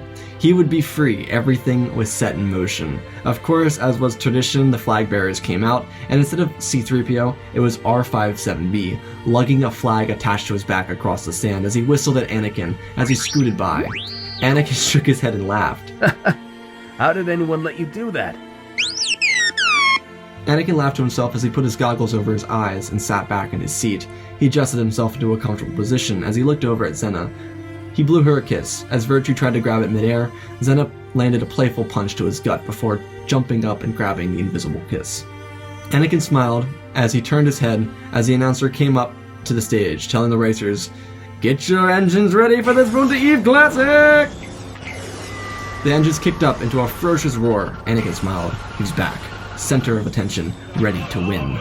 The counter counted down from 3 to 1, and the racers were off. The two who were ahead of Anakin bursted out into the first turn. They were small, much like Anakin's racer. Come to think of it, most of the racers in the field were smaller pod racers. Anakin hadn't realized this, but he was setting a trend in the field of pod racing. Small and agile was much more favored over large and loud. Anakin darted around the corners, drafting off of the first two leaders. Anakin's speeder was cooking, and Anakin was cooking him too. He was pushing the speeder to the limits. The two racers in front of him continued to slide around corners at exceptional speeds. Anakin was just as quick though. Into Tusken territory, shots began to ring out, as these guys were always annoying. Anakin never really did care for the Tusken Raiders. Anakin pulled his pod racer side to side, as a racer in front of him got hit with a couple bolts and shattered, exploding in balls of fire, shooting out shrapnel across the sand. A large piece of shrapnel went over Anakin's racer, but a sharp piece lodged itself into Anakin's arm. He winced as his racer jerked to the side. Anakin pulled himself together as he gritted his teeth, lifting his impaled arm and pushing the racer forward. In the arena, Zenna, Beggar's Hex, Virtue, and Envy looked into a little handheld screen, watching. Wait, is there something stuck in his arm? No, I don't. Oh no. He'll be alright. He'll be alright. He's gonna need to pull that thing out. He'll lose arm mobility if he keeps it there. Anakin, inside of his pod racer, knew he had to get the shrapnel out of his skin. It was burning because of the blast and the explosion of the pod racer itself. He knew it would burn his hand if he tried to pull it out, but it would be even worse if he left it in there. It could possibly hurt his arm's mobility. Anakin pulled his pod racer across the way, away from Tuskens, as he pulled his hand up and tugged as hard as he could at the shrapnel, ripping it out of his skin. The piece of metal fell down into the cockpit as he clutched his burned hand. He reached up and got a hold of the other control as he pushed his pod racer forward. Thankfully, the injury wasn't on his face or somewhere more vital. Anakin pulled his racer behind the other pod racer, catching a solid draft as they made their way through more canyons. Out into the straights away, the pod racer in front of Anakin kicked in his nitro as his racer boosted ahead. Anakin got lost in the dust, but he knew this was the perfect move by the other pod racer. Only you could use a little amount of nitro every race. Anakin felt his arm bleeding, and he knew he had to do something about this. It was hard. He was making his way through the arena back out into more obstacle-filled territory. Anakin grabbed a piece of his shirt and ripped as hard as he could. Pulling off a piece of dirty, sandy cloth, he reached up and stuffed it in his wound as he pulled himself around a large rock. The second lap was tantalizing as Anakin pulled closer and closer to the first place racer. But now, it was now or never. Anakin had to beat this guy before he ended Anakin's win streak and took away the win at the Boonta Eve Classic. Anakin looked, remembering all the gutsy maneuvers he made that led to absolute blowouts and victories for him. Anakin was already pushing his pod racer to the limits as he found his path. Cutting through the canyons, he turned his pod racer and didn't let go of the handle as he whipped his racer forward, spinning. His pod racer was spinning like it was avoiding tracking missiles as it boosted Anakin's speed as he shot forward, landing side by side with the other racer, gritting his teeth, snarling at Skywalker. Anakin, on the other hand, didn't pay attention. He kept pushing his pod racer that was nearly broken to the limit. Anakin didn't know if a nitro would kill him and the pod racer, or if it would bring him home for victory. But Anakin had a feeling of which would be the best decision for him. As he kicked in the nitro boost, his pod racer jolted forward and Anakin's head flew back as the pod racer sped to the fastest record speed of its possible speed. Anakin flew up to the arena, hitting a small bump and shooting himself up a little bit. The pod racer in second was catching up as Anakin glided into the finish line almost simultaneously with the other racer. Anakin won by not much longer than a womp rat. Anakin spun his racer around as dust kicked up into the air. It was a close match, but Anakin had to congratulate his opponent. Anakin had beat his record yet again. But it was ever apparent to Anakin that he wouldn't be undefeated forever. There was a new generation of pod racers, and they were hungry to achieve what Anakin had done. Anakin thought on this momentarily. But he couldn't, because he was being cheered on by the crowd and his friends, who were ready to see him. Jabba looked down at Anakin as Anakin looked up to Jabba in his viewing room. Anakin pointed and lifted his thumb as he stood atop of his pod racer, waving to the crowd with his uninjured arm. Zenna and Hex ran over first, while Virtue and Envy followed behind. Anakin, you gotta check that out. Yeah, you could get an infection or something from such an injury. I know. Please, get the medical droid. If he sprays some Bacta on it, it should help me before I go to see Jabba. Virtue, go grab that medical droid. R5 rolled over and nudged Anakin's leg once he got down from the pod racer. Anakin looked down and kneeled next to his droid. What is it, little buddy? R5 pulled out a little arm with a small container on it. Zenna got herself around Anakin and helped him remove his jacket. She then took out a little blade and cut around the sleeve so that it could lift up without having to make Anakin move his arms. As she did, R5 sprayed Anakin's wound as he gritted his teeth. He leaned back into Zenna's leg. She laid her hand in his hair and gently moved it down to relax him. The medical droid made its way over to Anakin and looked at him. It leaned down and added some more Bacta healing to the wound. No way you broke your record again with that kind of an injury. Yeah. But we gotta get to work on this pod racer. What do you mean? You won? Well, these new racers, they're hungry. They're ready to win. And after all my years of success, they've copied my formula to success. Now we've got to adapt. First, I need to negotiate my new contract with Jabba. Because I'm a free man. Anakin jumped up with joy as the Bacta set in. The droid tried to get Anakin to calm down as Anakin ran with glee. R5 was following him, whistling with joy. That man is out of his mind. Absolutely insane. I love it. I love him. Zenna chased after him as he started running in front of the arena, jumping up and down, lifting his hands into the air as the crowd went wild. Yeah, Virtue. They're both out of their minds. They were made for each other. Jabba looked down from his balcony as Anakin riled up the crowd. Anakin looked over at Zenna and picked her up as the two of them spun in the middle of the arena. Racers and fans alike clapped. It was an amazing moment. After the celebration, which felt like it was before the entire galaxy, Anakin made his way to Jabba's balcony to talk to the crime lord about the new contract. Anakin was excited, and he wore it on his face. He knew Jabba would hook him up with a good deal, and so, when he got to the balcony, he looked at Jabba, who immediately turned around and congratulated Anakin. Anakin's smile shined like the core and glimmered like the slot machines on Canto Bight. Anakin was overjoyed. Jabba spoke first.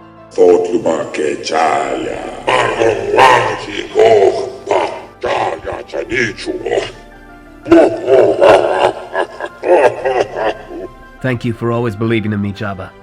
I couldn't have done it without you, Zenna, or my mom. Anakin would be able to finally take care of himself. After all these years for working for Jabba, this was the relief Anakin finally had coming for him. The years of slavery with Watto and paying off his debts to Jabba, Anakin was now free to enjoy it. With tears shimmering down his eyes, he said to Jabba, "Thank you, Jabba. You gave me a 1 in a million shot so many years ago. I will never forget what you have done for me." Jabba tapped Bib Fortuna, and Bib brought Anakin's case of credits around to him so that he could see all of his winnings from the race. Millions of credits, most of which were bets taken in casinos across the galaxy. Jabba had the money on reserve for him so that he could hold the money he won. Jabba obviously had all the accounts filled up, but Anakin could see his own money with his own eyes and feel it in his own hands, what his winnings could do for him. What his winnings and non-stop determination finally brought him after all these years. Anakin was overjoyed. He just smiled at Jabba, not knowing what to say. But Jabba told him,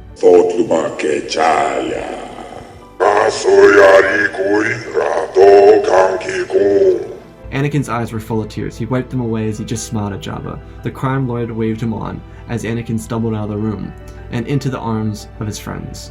They all rallied around him, grabbing a hold of him as he fell weightlessly into their arms. Under his breath, Anakin said the words, "I'm finally free. I've done it. After all these years." Everyone wrapped their arms around Anakin. Anakin went to visit his mother in C-3PO, as Anakin gave his mother a load of credits, enough to last 3 generations. It was close to about 1/10 of what he'd actually earned from his winnings. The race itself didn't account for much of the payment, but the royalties of bets around the galaxy to watch the return of Anakin Skywalker gave a lot of credits to Anakin. Especially with the war going on, people of the galaxy wanted and needed a distraction. The group took Anakin to Mos Eisley's luxury ship dealer. Anakin was clear in his mind. He wanted to buy a ship for all of his friends to travel in. There were so many choices. The luxury yacht 3000, a Razor Crest, even a Mandalorian shuttle. There was a ship, though, that caught Anakin's attention. And it was a YT 24,000 light freighter. It was an odd ship. A large hull with a separate bridge, but it was perfect. In fantastic condition with a brand new paint job and no missing pieces. Anakin wanted this ship, and so he bought it. Not even spending close to a quarter, not even 1/10 of what he had earned. Anakin wanted to get off the planet as fast as he could. He couldn't stand Tatooine, and neither could his friends. They all grew up on dust planets, like Hex from Ryloth and everyone else from Tatooine. They all readied themselves, and then they realized they didn't have a location to go to. So, the spitballing contest began. What about Coruscant? Could be cool. Okay, no. What about Canto Bite? Envy punched Virtue in the shoulder. Did I say Canto Bite? I meant Kashyyyk. Envy punched him harder. I have an idea.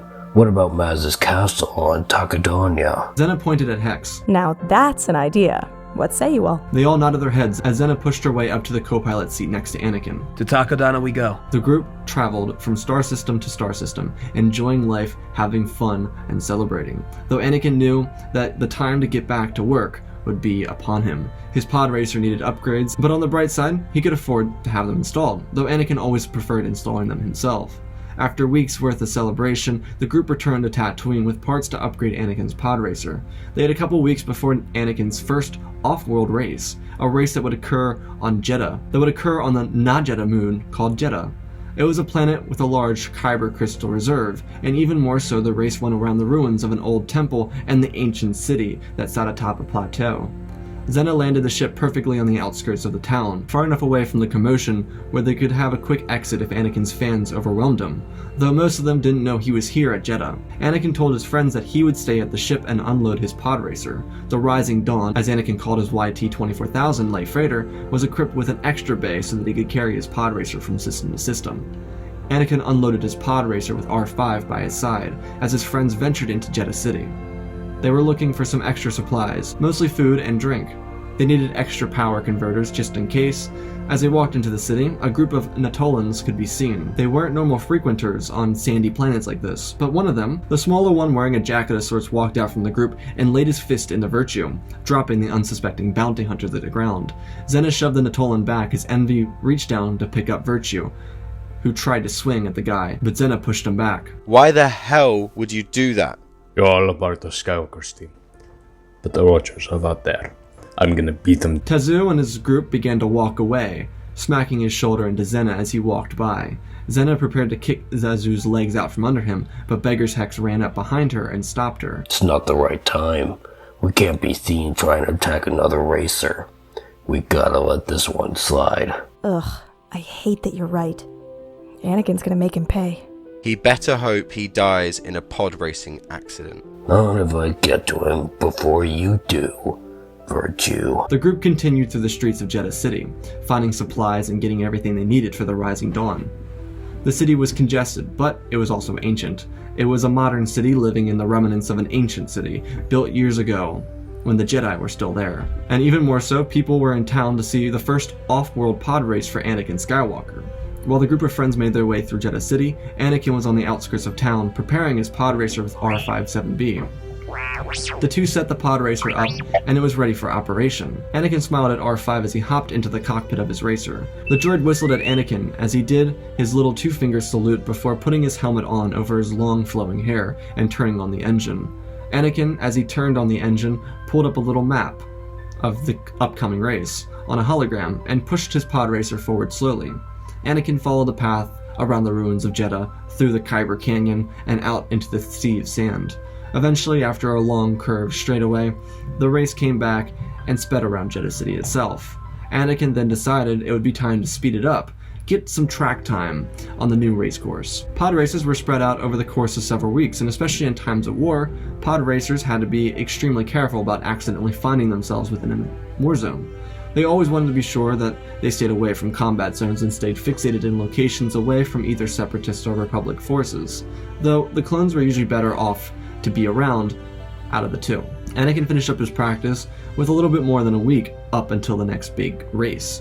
As he returned, he looked at his friends and said, "What happened to you, Hex?" It was nothing. Just another racer. It was that sleazeball, Tazo Avarus. He's that new racer that almost beat you at the Boonta Eve. Anakin looked at his friends, then to his partner, and then back to his friends. I'll just have to beat him come race day. Is there any more supplies that we need from Jedha City? No, we're all set with supplies. What about upgrades on your pod racer? R5 did some little modifications. As I get used to this track, I'll add some more modifications to fit this race. Over the next week and a half, Anakin's times got better and better, completely eclipsing anybody that had ever done the race before. Though word in Jedha City had its odds on Anakin. There was a new racer, Tazoo, who was drawing up commotion. Of course, Tazoo was spending time in the city, riling the people, especially the fans of Skywalker, up. People from around the richer parts of the galaxy were getting away from the war effort to join Skywalker and the rest of the racers at the ancient race of Jedha. Skywalker was ready for it, excited out of his mind. Jabba was his real sponsor, and Anakin, after a couple races, could live hundreds of lives free from having to pay for anything again. Though Anakin and his team were hearing rumors of Tazoo's track time, and they were almost double what Anakin had. Tazoo was a decent racer, but his pod racer, on the other hand, was a beast of a machine. Anakin had Envy scouted out, and her reports showed that Avarus's racer was fit with all new supplies and top-of-the-line gear. It was evident that someone wanted Avarus to beat Skywalker. Because Anakin's racer had already been entered into the ancient race of Jedha, he couldn't modify it, more than just fixing things that were wrong with it. Anakin knew that this race would require an extra force to propel him through the competition, though Anakin's impatience with Tazoo was growing. This pod racer was slandering not just him, but his partner and his 3 good friends, so he decided enough was enough. Anakin's racing motto was always, "Slander me, not my team." He made that much aware to people that came to Tatooine, and they all honored it as such. It could be said that the pod racers had a better honor among thieves, as it were, than the thieves and bounty hunters themselves. Anakin thought against his best wishes to do this, but he decided to do so anyways, as he went into Jedha City to try and bolster some confidence in his team and himself, as he went to go grab the attention of fans and interact with them. They followed him from most likely Tatooine, but anywhere in the galaxy, to be here at the ancient city to see him race. He might as well make their time and payments worth it. Anakin didn't travel with anybody. He also didn't tell anyone. He thought it'd be simpler just to engage with his fans and call it a day, before the big race. Anakin went out and he gathered attention with his striking yellow shirt and puffed up blue vest. He was a racer of Team Blue and Yellow, just like the colors of R5. Anakin's attention skyrocketed the town into mayhem. People from all across the city wanted to see the champ, the 11-time champ of the Boonta Eve Classic. Anakin's teeth shined brighter than the sun, and his aurora was uplifting, even more so than the Force itself. Anakin's prowess was that of a champion, someone everyone aspired to win like, but also someone everyone saw as a rival in their attempts to reach such stardom. Anakin's interaction with the crowd was going quite well. He was giving out signatures, and he was just starting to give out his own merchandise at this point. Miniatures of his pod racer and holograms with him, Zenna, the pod racer, and of course R57B on it. People were infatuated with Anakin. He was the light of hope that took people away from the dreary, sad, depressing nature of the Clone Wars. Anakin stood atop of some stairs as he looked out at his fans, throwing them all memorabilia.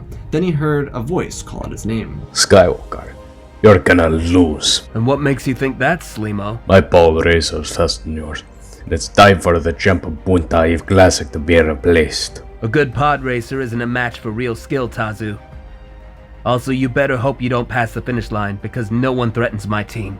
You better hope you make it to the starting line, Skywalker. Your threat is as hollow as you are. I'm not playing your game, Tazu. Tazu whipped out his pistol and pointed it at Skywalker, who walked up and placed his head against the weapon, as the crowd watched in awe. What's your problem, Tazu? Stuck at the starting line? I'll see you at the track. Tazu pulled his gun away and packed it away as he turned around and ran. Pathetic. Who wants a signed hologram? The crowd cheered as Tazu ran into an alley, cowering away. Skywalker's presence was unmatched, though the only issue is that this news would break out across the gambling community in the galaxy. Odds for Skywalker's win went for 2-1 to 0.5-1. The first time odds had ever been so high for a racer. The people taking bets were out of their minds. There was so much money in Anakin losing than winning, yet Anakin's fans rallied around those odds.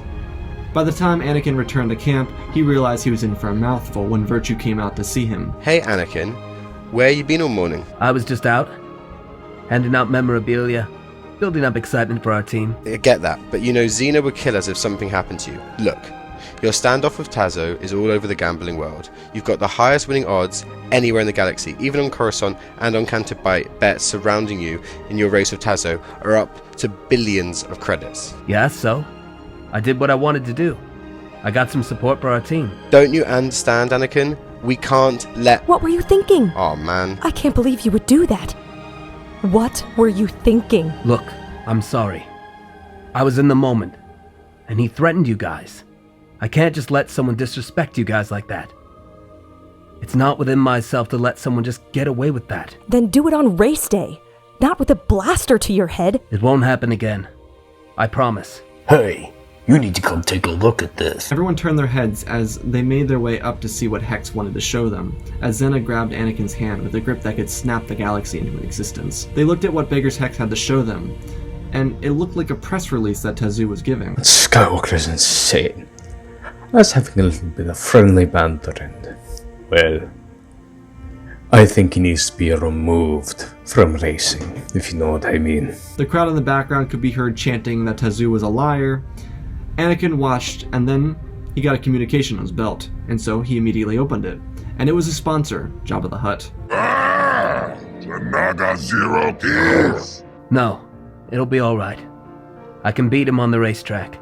Tajawuchiska! Rotakowi! Anakin looks up in size. His mind is on the race, but he needs to get rest. It was about midday, and the race was only a couple days away. He did truly feel awful for scaring Zenna. He never meant to do that. In his mind, he was defending her honor. Anakin lay down on his shared bed with Zenna in the captain's quarters. There were enough rooms inside of the Rising Dawn for everyone inside the crew. R5 usually stuck with Anakin and Zenna though. Anakin was alone in their bed, and he was thinking about everything, and why it never bothered him to face down Tazu like he did. It wasn't an in-the-moment feeling, but it was who he was. It was a definitive understanding of who the man that Anakin Skywalker was, someone who would face down death just to protect the honor of those he loved. He'd do anything for them after all. Anakin and Zenna had a beautiful bed, and it was made with the best and softest fur customarily made in the galaxy. It was a small fortune, but it was something within their spending limits. Anakin lay on his bed, silently resting his mind, again feeling the galaxy move around him, and then his eyes shut.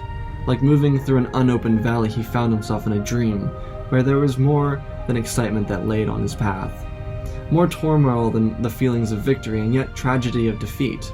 In the chamber of a blaster on a field with a laser sword, Anakin jutted up from his dream, and realized that time had passed. Zenna was sleeping next to him, and R5 was in the corner of the room sitting silently.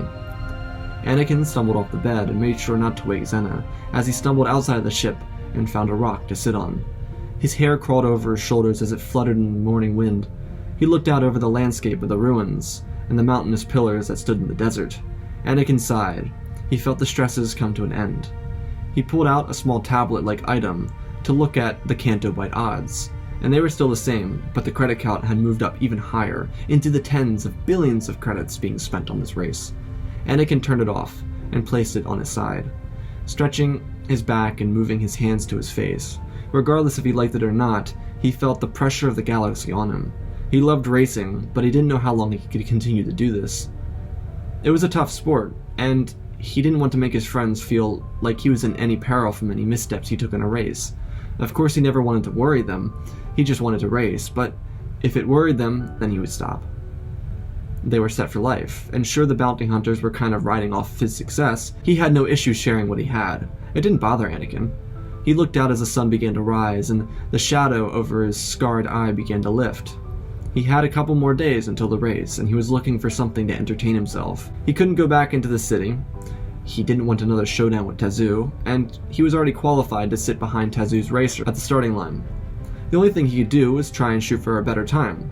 The advantage about this race was instead of 4x4 starting lineup, the race had 1x1 lineup. Everyone followed each other out into the gate as they progressively split up. Anakin would spend time the next 2 days getting better and better at the racetrack as he crushed the competing times and even that of Tazoo and his juiced up racer. There was also an issue for Tazoo. The Racing League, which was really lenient on galactic races, didn't like when someone threatened another racer. Most times, this racer had to have a really good sponsor, and well, Anakin's sponsor was Jabba the Hutt. Tazoo would be allowed to race, but there was already people putting bounties out on him for the second the race ended. Threatening someone that had a sponsor like Jabba was threatening Jabba himself. The Hutt families didn't like it, and Jabba certainly didn't like it. While Anakin seemed relaxed about the situation, the people with big money on this didn't. Anakin's contract with Jabba was until he was done, but it would take 5 years after ending said contract for Jabba to take Anakin back as a sponsorship. And while Anakin thought of a life without racing, he knew that in 5 years he'd be wanting to be back at it. But with a payout like this race was giving, he thought he might stay in the race game for a little while. It was finally race day, and Anakin was ready for the race to begin. Because the ancient race was so much smaller than the Boonta Eve Classic, there were no garages on the planet for the racers, so the racers had to haul their own pod racer down to the track when it was time to be ready. Anakin had a bit of nervousness. The first race at this planet that he wasn't born on. Anakin got himself situated right in front of Tazoo's speeder. As he did, at the last race, he got up and blew a kiss to the crowd. Most of everything at this race was captured on camera, so that's where Anakin blew his kiss. He turned around and propped down into his racer, and he winked at his crew and blew a kiss to Zenna, just for her. The four of them made it back up to the little rock that the rising dawn was on, just as the countdown began. Anakin was first in qualifying as he zoomed out into the first turn of the race, followed closely by Tazoo. His electricity was honing in on Anakin's pod as he zoomed through the ruins of Jedha. Tazoo was trying to kill Anakin with this, and as Tazoo hit the nitro, Anakin knew what to do without causing a massive wreck. Anakin flipped left and right as he rolled his pod racer and spun over top of Tazoo as he sped under Anakin, looking up in awe. Anakin kept going as he zoomed behind Tazoo's faster speeder. Much like Anakin said in the previous days, Tazoo was faster, but less skilled. Anakin was truly skilled, and it showed when they entered the Kyber Canyon on lap 1 of 4. Anakin slid into every corner, hitting the apex as he wrapped his pod racer around, boosting himself forward. Anakin followed Tazoo out into the sand as they cut out speeding, kicking up debris as they sped around the city of Jedha. The laps were incredibly quick here. As the racers came around the corner for the straight into lap 3, everything was about to change. Anakin's pod racer zoomed up past Tazoo as he entered the Kyber Canyon. Anakin felt something was off, and then he realized something was off when he heard blaster fire. Tazoo was doing anything he could to beat Anakin, even if it cost him his own life. Anakin saw a blaster bolt pass over his cockpit and slam into the wall, as rocks shot off the canyon wall. A yellow crystal of sorts popped into the lap of Skywalker's cockpit as it burned into his pants. He shifted his racer over as the rocks falling tumbled towards Tazoo. Tazoo rolled his blaster over as he tried to control his racer. Shots kept firing, more and more rocks fell, and then a large rock tumbled down from the top of the canyon. The rock was more like a boulder as it rolled down the wall, bouncing. Anakin saw it as he whipped his pod racer against the wall and glided past the boulder as it crushed down in front of Tazoo, whose pod racer slammed into it, launching the Natolan from his cockpit as he slid across the rough desert to rocky terrain.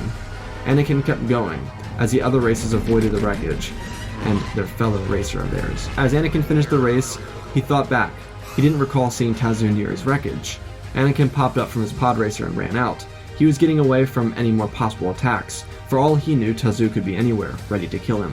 Zenna ran and grabbed Anakin's hand without saying a word. She pulled him along as they ran back to the rising dawn and got Anakin inside safely. The fans were waiting by the finish line were disappointed, but everyone wanted to know where Tazoo had gone. He almost killed Skywalker, and then he vanished. Then a banging was heard at the bottom of the rising dawn. Anakin then got a communication from someone, and he opened it up. It was Jabba. The Naga Zero Keys! Anakin was puzzled, but he went outside the ship to see what it was. When he opened the bay door and walked down the ramp, he looked into the beaming red eyes of the Duro's bounty hunter, who had a big hat. Anakin then looked right next to him, and it was Tazoo, shuddering. Zenna walked down the ramp with Anakin and looked at what he was doing. Virtue and Beggar's Hex were right in the area, and Envy was on higher ground looking down. The bounty hunter didn't say a word, but he gritted his teeth as he dragged his finger across his throat while holding the other on Tazoo's neck. Jabba was still on the hologram as he spoke first. Tajawuchiska! Anakin and Zenna looked at Tazoo and then at each other as Tazoo tried to speak up. Look, Skywalker. We can talk about this. It wasn't on me. It was Sebulba's sponsor. He paid for everything. Only did it for the money. Jabba smashed his hand down, and Anakin covered Zenna's eyes as he turned around and looked her in the eyes as Cad Bane slit the throat of the Tatooine racer. Bane congratulated Anakin on his race, and then used his rocket boots to lift off the ground with the body of Tazoo, throwing it away as it flew into the air. Anakin then turned around and watched Cad fly away, as Jabba congratulated Anakin and turned off the communication once again. Anakin put the device on his belt and walked into the ship, and made his way to the cockpit. He closed the door behind him and sat in his seat. R5 was in the cockpit with him. Anakin leaned back in his chair and closed his eyes. R5 saw Anakin and rolled up next to him and sat quietly next to the chair. Anakin's hand fell on the droid while he sat in his seat, looking out the windows of the freighter. Anakin looked over at his little friend. What should I tell Jabba, bud? I'm sure he'd be understanding of everything with Tazoo, but for how long? The pressure of staying safe and being the champ is a bit much. Well, the next race is on Cantonica. It's in a couple of weeks. Maybe I'll have my nerve back together by then. Maybe some time at Canto Bight could refresh the soul. I think the mayor invited me to kick off their father races.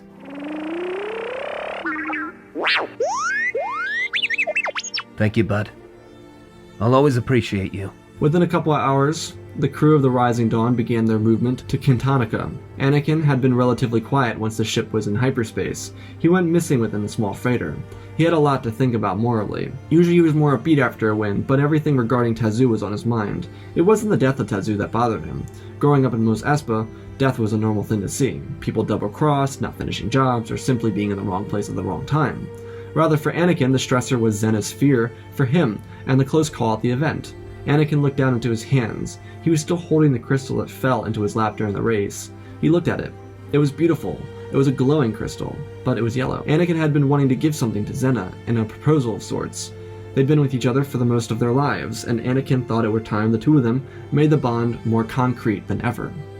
Anakin, though, was worried. He scared his friends with Tazu, and the pressure of keeping himself safe was more present than ever before. He looked to the corner of his bed where he had a holo picture that had the 5 of them, with R5 being held up by Anakin. Anakin smiled as he looked at it.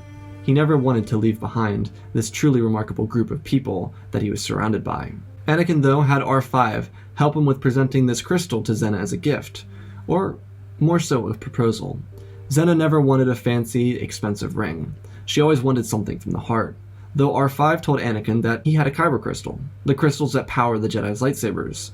This was a priceless gift. To Anakin, this was the best gift he could give to her in any sort of proposal. On their trip to Canto Bight, the necklace was made. Anakin and R5 found a way to make it work beautifully with some of what they had buried around the ship. R5 was a great help, and he was always by Anakin's side. They even found some spare items to enclose it in the necklace. Anakin wanted to wait until they were in the city of Canto Bight. While it was known throughout the galaxy as a place of gambling, it historically was a city of love. Canto Bight's unknown history made it a pleasurable place to take a loved one. It was on top of the hills, near the plains, of high grass, and next to a beautiful lake. It was said that two lovers took their ship away from the clutches of the Sith Empire to build themselves a home of refuge. When they settled, in the middle of the city, where the city was futurely built, they created themselves a pair of crystals that could not be recreated. These crystals were cemented in the middle of their house, and as the city built around the house, from more refugees of the Sith Empire, the house was torn down, but their crystals remained.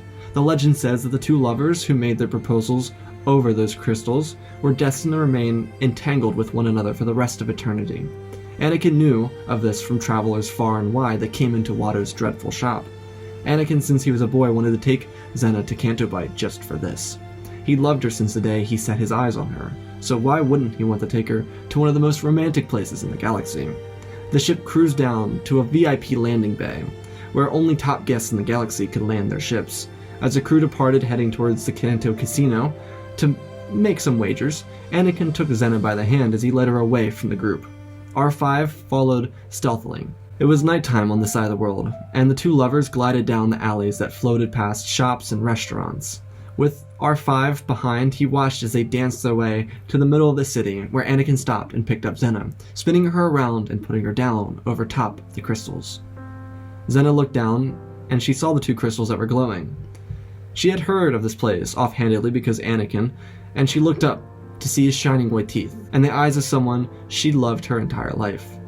Her hair fluttered in the wind as Anakin reached into his pocket and handed Zenna a small, roughly put-together object. She looked at it, and then looked over to see R5, who was impatiently shaking side to side. Zenna knew that when they were inside the ship, the two of them were up to no good when they weren't around the crew. She looked down and took what Anakin had handed her, and carefully opened it as her jaw dropped, and she pulled out a glowing necklace. Anakin noticed that it happened to be the same color as the crystals on the ground, and that all three were glowing simultaneously. Under the lights of lovely Canto Bight Street, the two of them didn't say a word. They just smiled, looking into each other's eyes. It was truly lovely as a moment, and even more touching as their friends watched from atop the hill and just smiled. Anakin and Zenna's faces lit up with a pure expression of true infatuation. Zenna slid the necklace around her neck as she locked the two separate ends together. She smiled with rosy red cheeks, and Anakin's stupid grin just made her reach her arms out as the two of them held each other so tightly. R5 whistled and beeped as he moved over so the two would include him. The three of them walked towards the casino to enjoy their night. After a couple nights of enjoying the clubs and casinos, and of course the teasing that Zenna received for her new necklace, the five of them decided to start doing press for the race in a couple weeks. Sure, the press was boring, but it generated income and brought new fans to Anakin's team. Even more so, Anakin was the announcer for the Father Year race, which season was about to begin. After the Father Year season began, it was time for pod racing. Canto Bight was as lively as ever, especially with the circulation of fans wanting to see Skywalker for the first time in person. The bets on Anakin 2 weeks out were already higher than the bets placed at Jedha City. Anakin was an unheard of talent in the galaxy, and people wanted to bet for or against him. Even more so, odds against Skywalker had been going up since his return, because of his flawless run had to come to an end somewhere in the Major League. Anakin would eventually learn the ins and outs of the Kanto Express Raceway.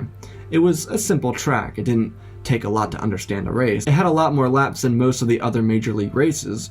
Most of that was because there wasn't much skill in the race. It was mostly just going around in a big oval, going uphill, back downhill, around the sides of Canto Bight.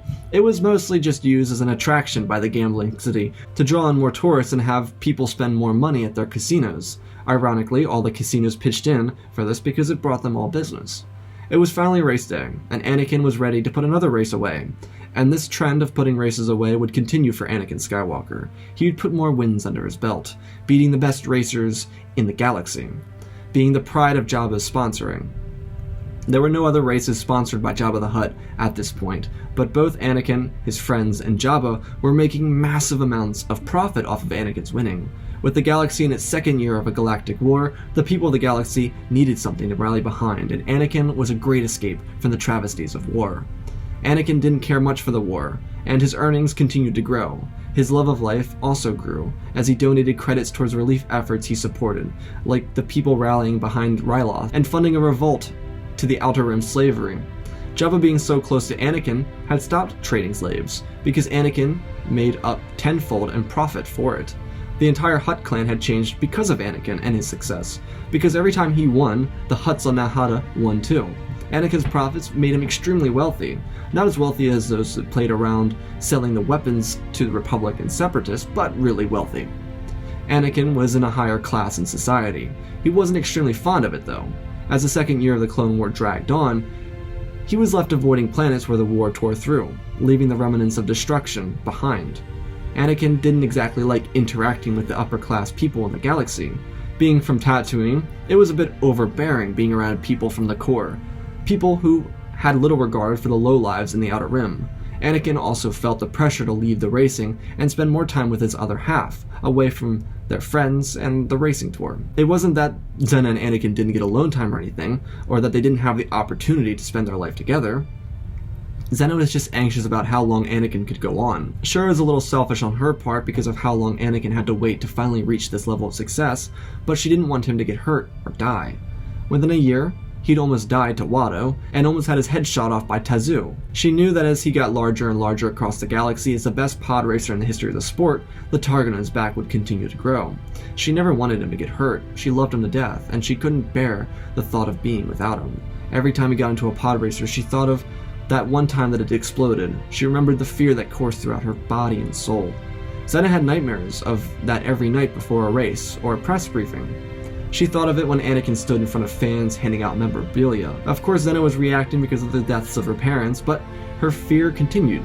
Anakin's mind, though, was rather different. He always ensured to be safe for Zenna and his friends, but he had plans. Inside of a small room on the Rising Dawn, he had a great plan and he wanted to fulfill as the journey of his life continued. He wanted to do good with his gifts. Anakin was always selfless as a man, and it shone through his relationships, his sportsmanship, and every action unseen by others. He always acted with the kindness of his heart every time he had an opportunity fall upon him. The time continued to fly by. The first year turned into two, as the galaxy conflict ended, and the ancient religion of the Jedi were wiped off the map. While this didn't really concern Anakin or Zenna, what did concern them was the immediate change in everything that happened after the galaxy turned. The Empire had troopers out across the galaxy to enact the rule of the Supreme Leader. For Anakin, it was a bit annoying in all honesty.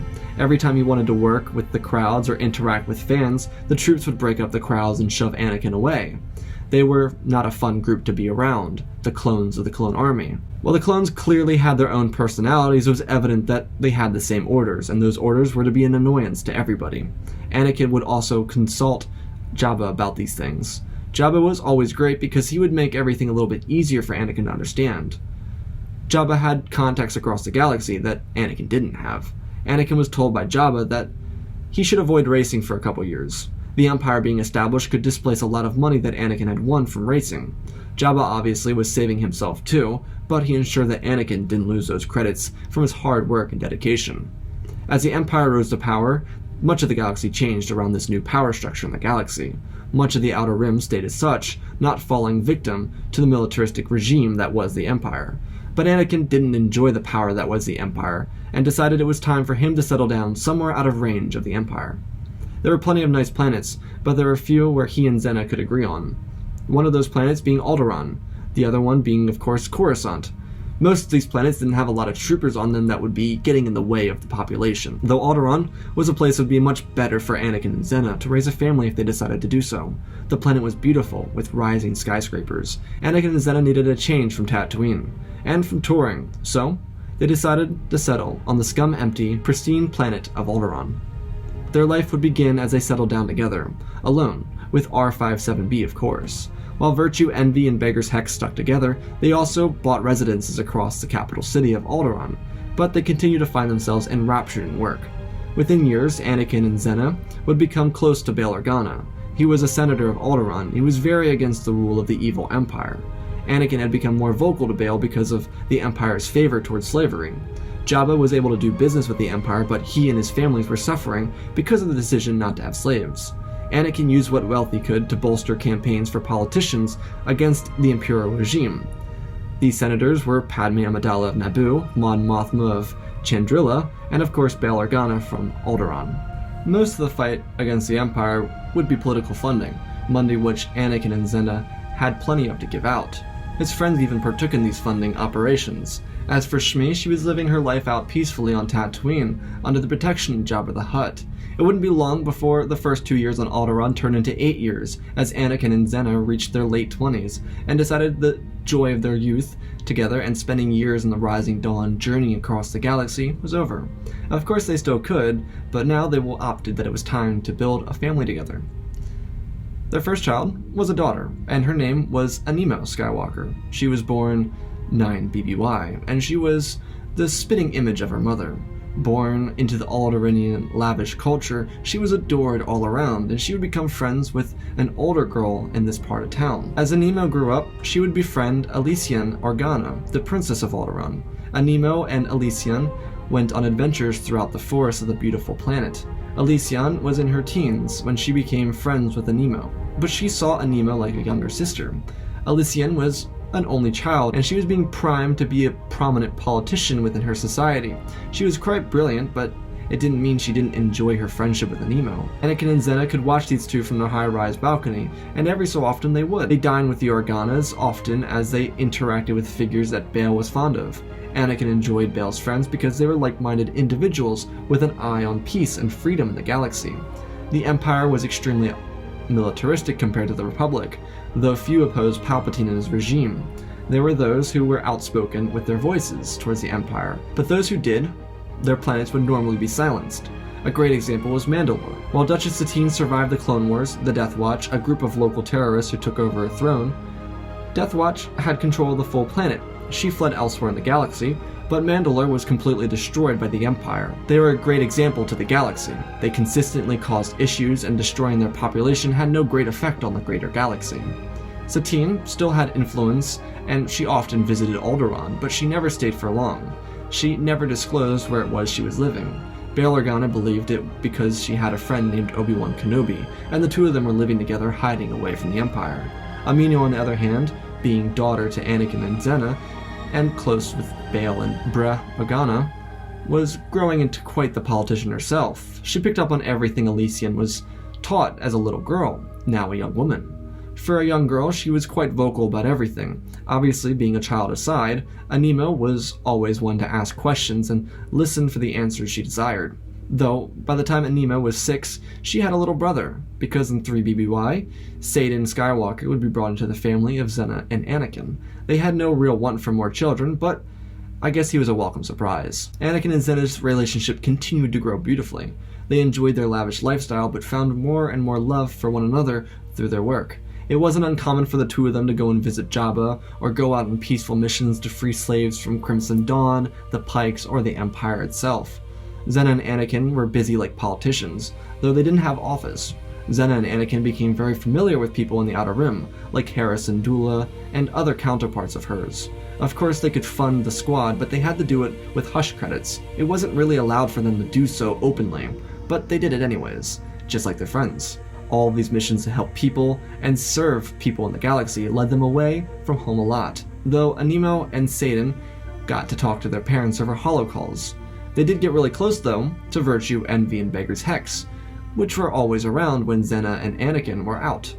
They knew how much it meant to them to serve the people of the galaxy. This time would fly over for Anakin and Zenna. The rising dawn was getting a lot of distance, and as for Jabba, he wanted to meet Anakin's children. Anakin and Zenna had a couple years to decide to take a Nemo to visit Jabba. They wanted Satan to grow up a little bit more before he met the Crime Lord. They took their ship across the galaxy to visit Jabba with their daughter. At the same time, Satan was on Alderaan with the friends of Anakin and Zenna. Envy and Virtue finally admitted their care for one another and began to live their life out with one another. Beggar, on the other hand, was still living the life of a brute.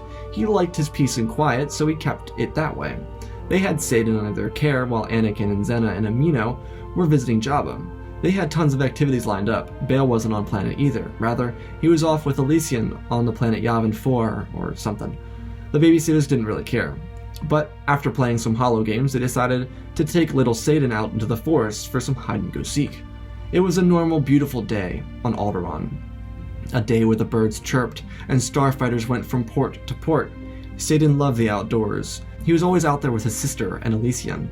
Anakin and Zenna would love to take their kids out camping into the wilderness of Alderaan. It was such a lovely planet, especially compared to the sun-beaten down planet of Tatooine. The sun was shining, but without hardly a cloud in the sky. Virtue was the first seeker, and so he looked over towards a building. Satan started giggling as Envy picked him up, and they ran into the forest together. Beggar's Hex ran into the forest as well. Most of the kids knew him as Beggar. It was a much friendlier name than Hex. For being such a tough Twi'lek, he loved being around the kids on Alderaan. He was such a fun uncle in their eyes. Virtue and Envy were too, but of course Beggar was their favorite. Virtue began the countdown. 10, 9. Wait, what? What is that? He turned around with a panicked heart. Where are you? Do you all see that? His heart began to pick up, and then the sun blocked out for a moment as he looked into the sky. His heartbeat began to speed up.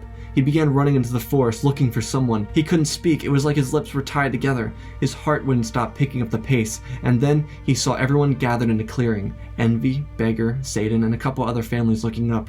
Virtue couldn't see it from under the brush, and so he began to run over. He wanted to...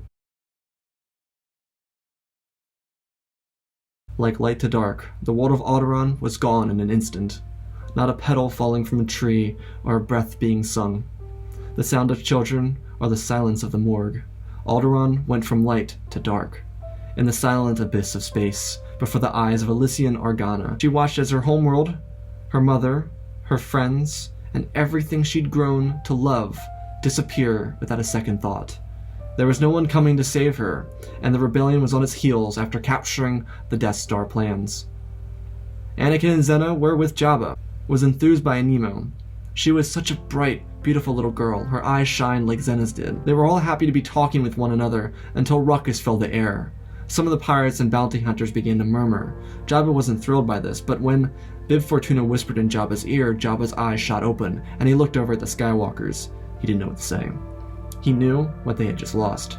They lost their friends and their youngest because of an explosion.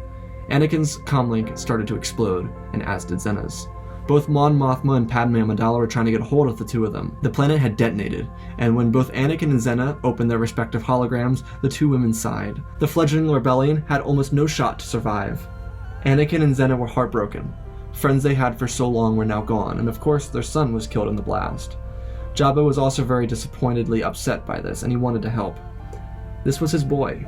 He watched Anakin grow up, and Zenna too. He couldn't continue to let the Empire get away with this. He told the two on comlinks to rally the rebellion on Nahada. The Empire knew better than mess with the crime families, especially because the families kept order in the Outer Rim, without the Empire having to deploy garrisons of men. The rebellion would be immediately whisked away from Yavin, though the sacrifice of all this would be Elysian, who was executed aboard the Death Star by the Emperor's apprentice. Anakin and Zenna at this point knew they had to play the long game. There was so much they needed to do to ensure that they weren't targeted, but that this rebellion survived. Anakin and Zenna would become extremely invested in the rebellion. The Empire, though, extremely strong. Anakin and Zenna were just rich people with good hearts, hearts born in the suns of Tatooine. Even more ironically, though, their daughter hated how hot Tatooine was. Though Alderaan was destroyed, the hope for a better future continued forward, as they pushed a rallying cry across the galaxy. Anakin still had influence, but he had to be careful. It had been more than a decade since he had last raced, though it didn't really matter. The Empire outlawed pod racing because it was costing the Empire credits to allow it to function. The Empire cracked down on everything, and for the most part, the galaxy was getting tired. But the destruction of Alderaan brought forward a new cry for the rebellion. Since they didn't destroy the Death Star, they had something to build up, the need of a rebellion. The rallying cry across the galaxy began. Coruscant became a hotbed for this rallying. The people of the galaxy knew that the Empire wouldn't destroy the capital of the galaxy. It would take several months to get a rally built up on Coruscant. There were no more planets destroyed by the Death Star, but many single-reactor ignitions were set off in rebellious cities.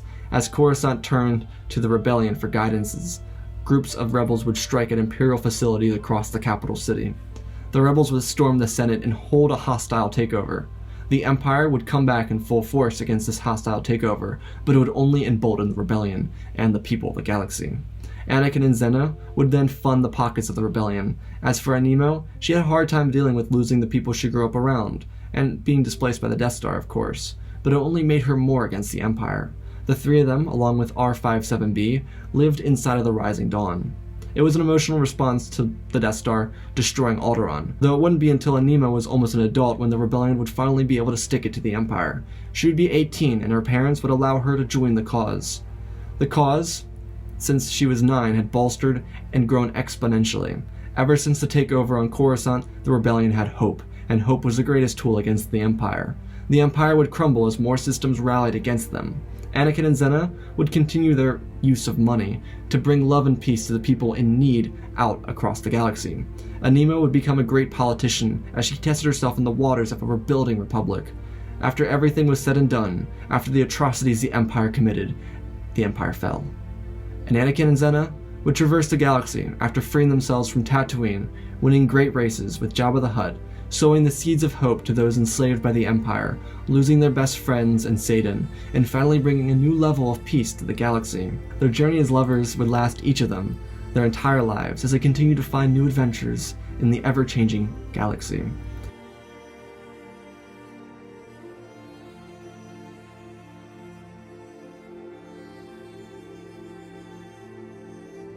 And that, ladies and gentlemen, is our story.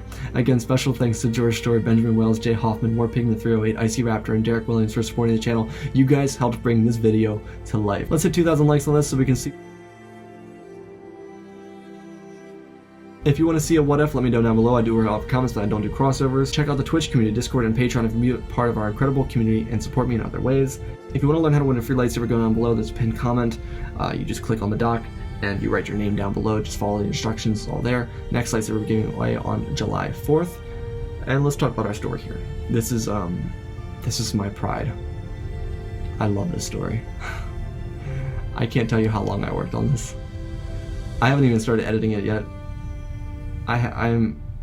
This is my pride right here. This is a story that is probably more than 2 hours long. And I really hope you guys enjoy it. Obviously, I'm kind of going through the emotions of just having read it for the first time since writing it, and oh man, the ending is so prophetic. Prophetic? I don't know. The ending is so beautiful. So let's talk about our story here. There's a lot to uncover and a lot to talk about, so sit back, relax, and let's talk about the story because there's a lot that happens in the story. And the first thing first is I wanted this story to include characters that we don't know. When I wrote this story, I was tired of writing about Palpatine. I was tired of writing about different characters. I didn't want to write about Obi-Wan, or I wanted to write a story and I wanted to create characters for myself. Because I wanted to create a story. I wanted to create a story that I haven't done before. And while the Sith Empire story had a lot of characters in it, a lot of different faces in it, this one was full of faces other than Anakin, Anakin and Jabba and Watto that were brand new. Obviously Bail, Padme, and Mon Mothma, and Satine and Obi-Wan are nice fan service moments that are mentioned at the end of this video. But I wanted this video to be very much so about the story of someone that doesn't affect the greater cause of the galaxy. Anakin is a changing factor in the galaxy and canon, and I didn't want that to be the point of the story. I didn't want this story to follow along those lines. While I still think Palpatine would have risen to power, that wasn't important to me here. My biggest importance was telling the story of a boy born into slavery, who overcomes that slavery, who becomes the best pod racer in the history of the galaxy. That's what I wanted to tell, and I tried my best to tell pod races.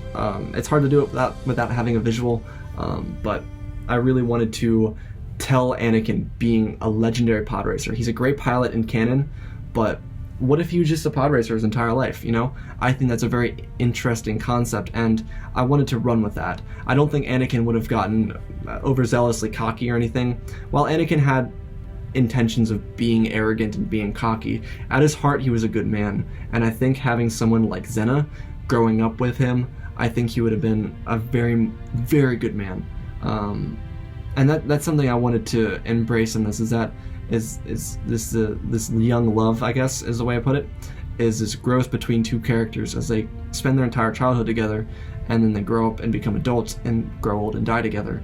And I think that's such a lovely story for two people, and I think it's a story that Anakin really deserved, is to be with somebody that was like Zenna, you know, a badass chick that's just a sweetheart. And special shout out to all our voice actors. They did a terrific job. They all did amazing. They brought this story to life, and that is the greatest gift. That is what makes this story one of my favorites.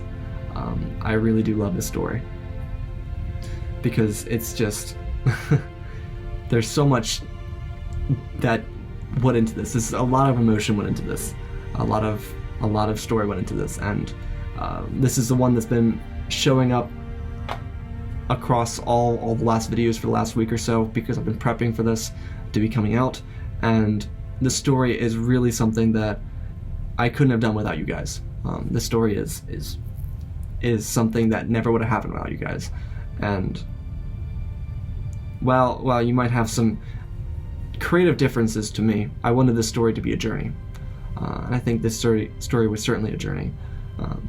I wanted all new characters in this, and I want to talk about those characters because I want to give each of the characters their own place in this review, because they all deserve it. And I mean, I created them, and part of me is like, well, I love them because I created them. And first things first is Zenna.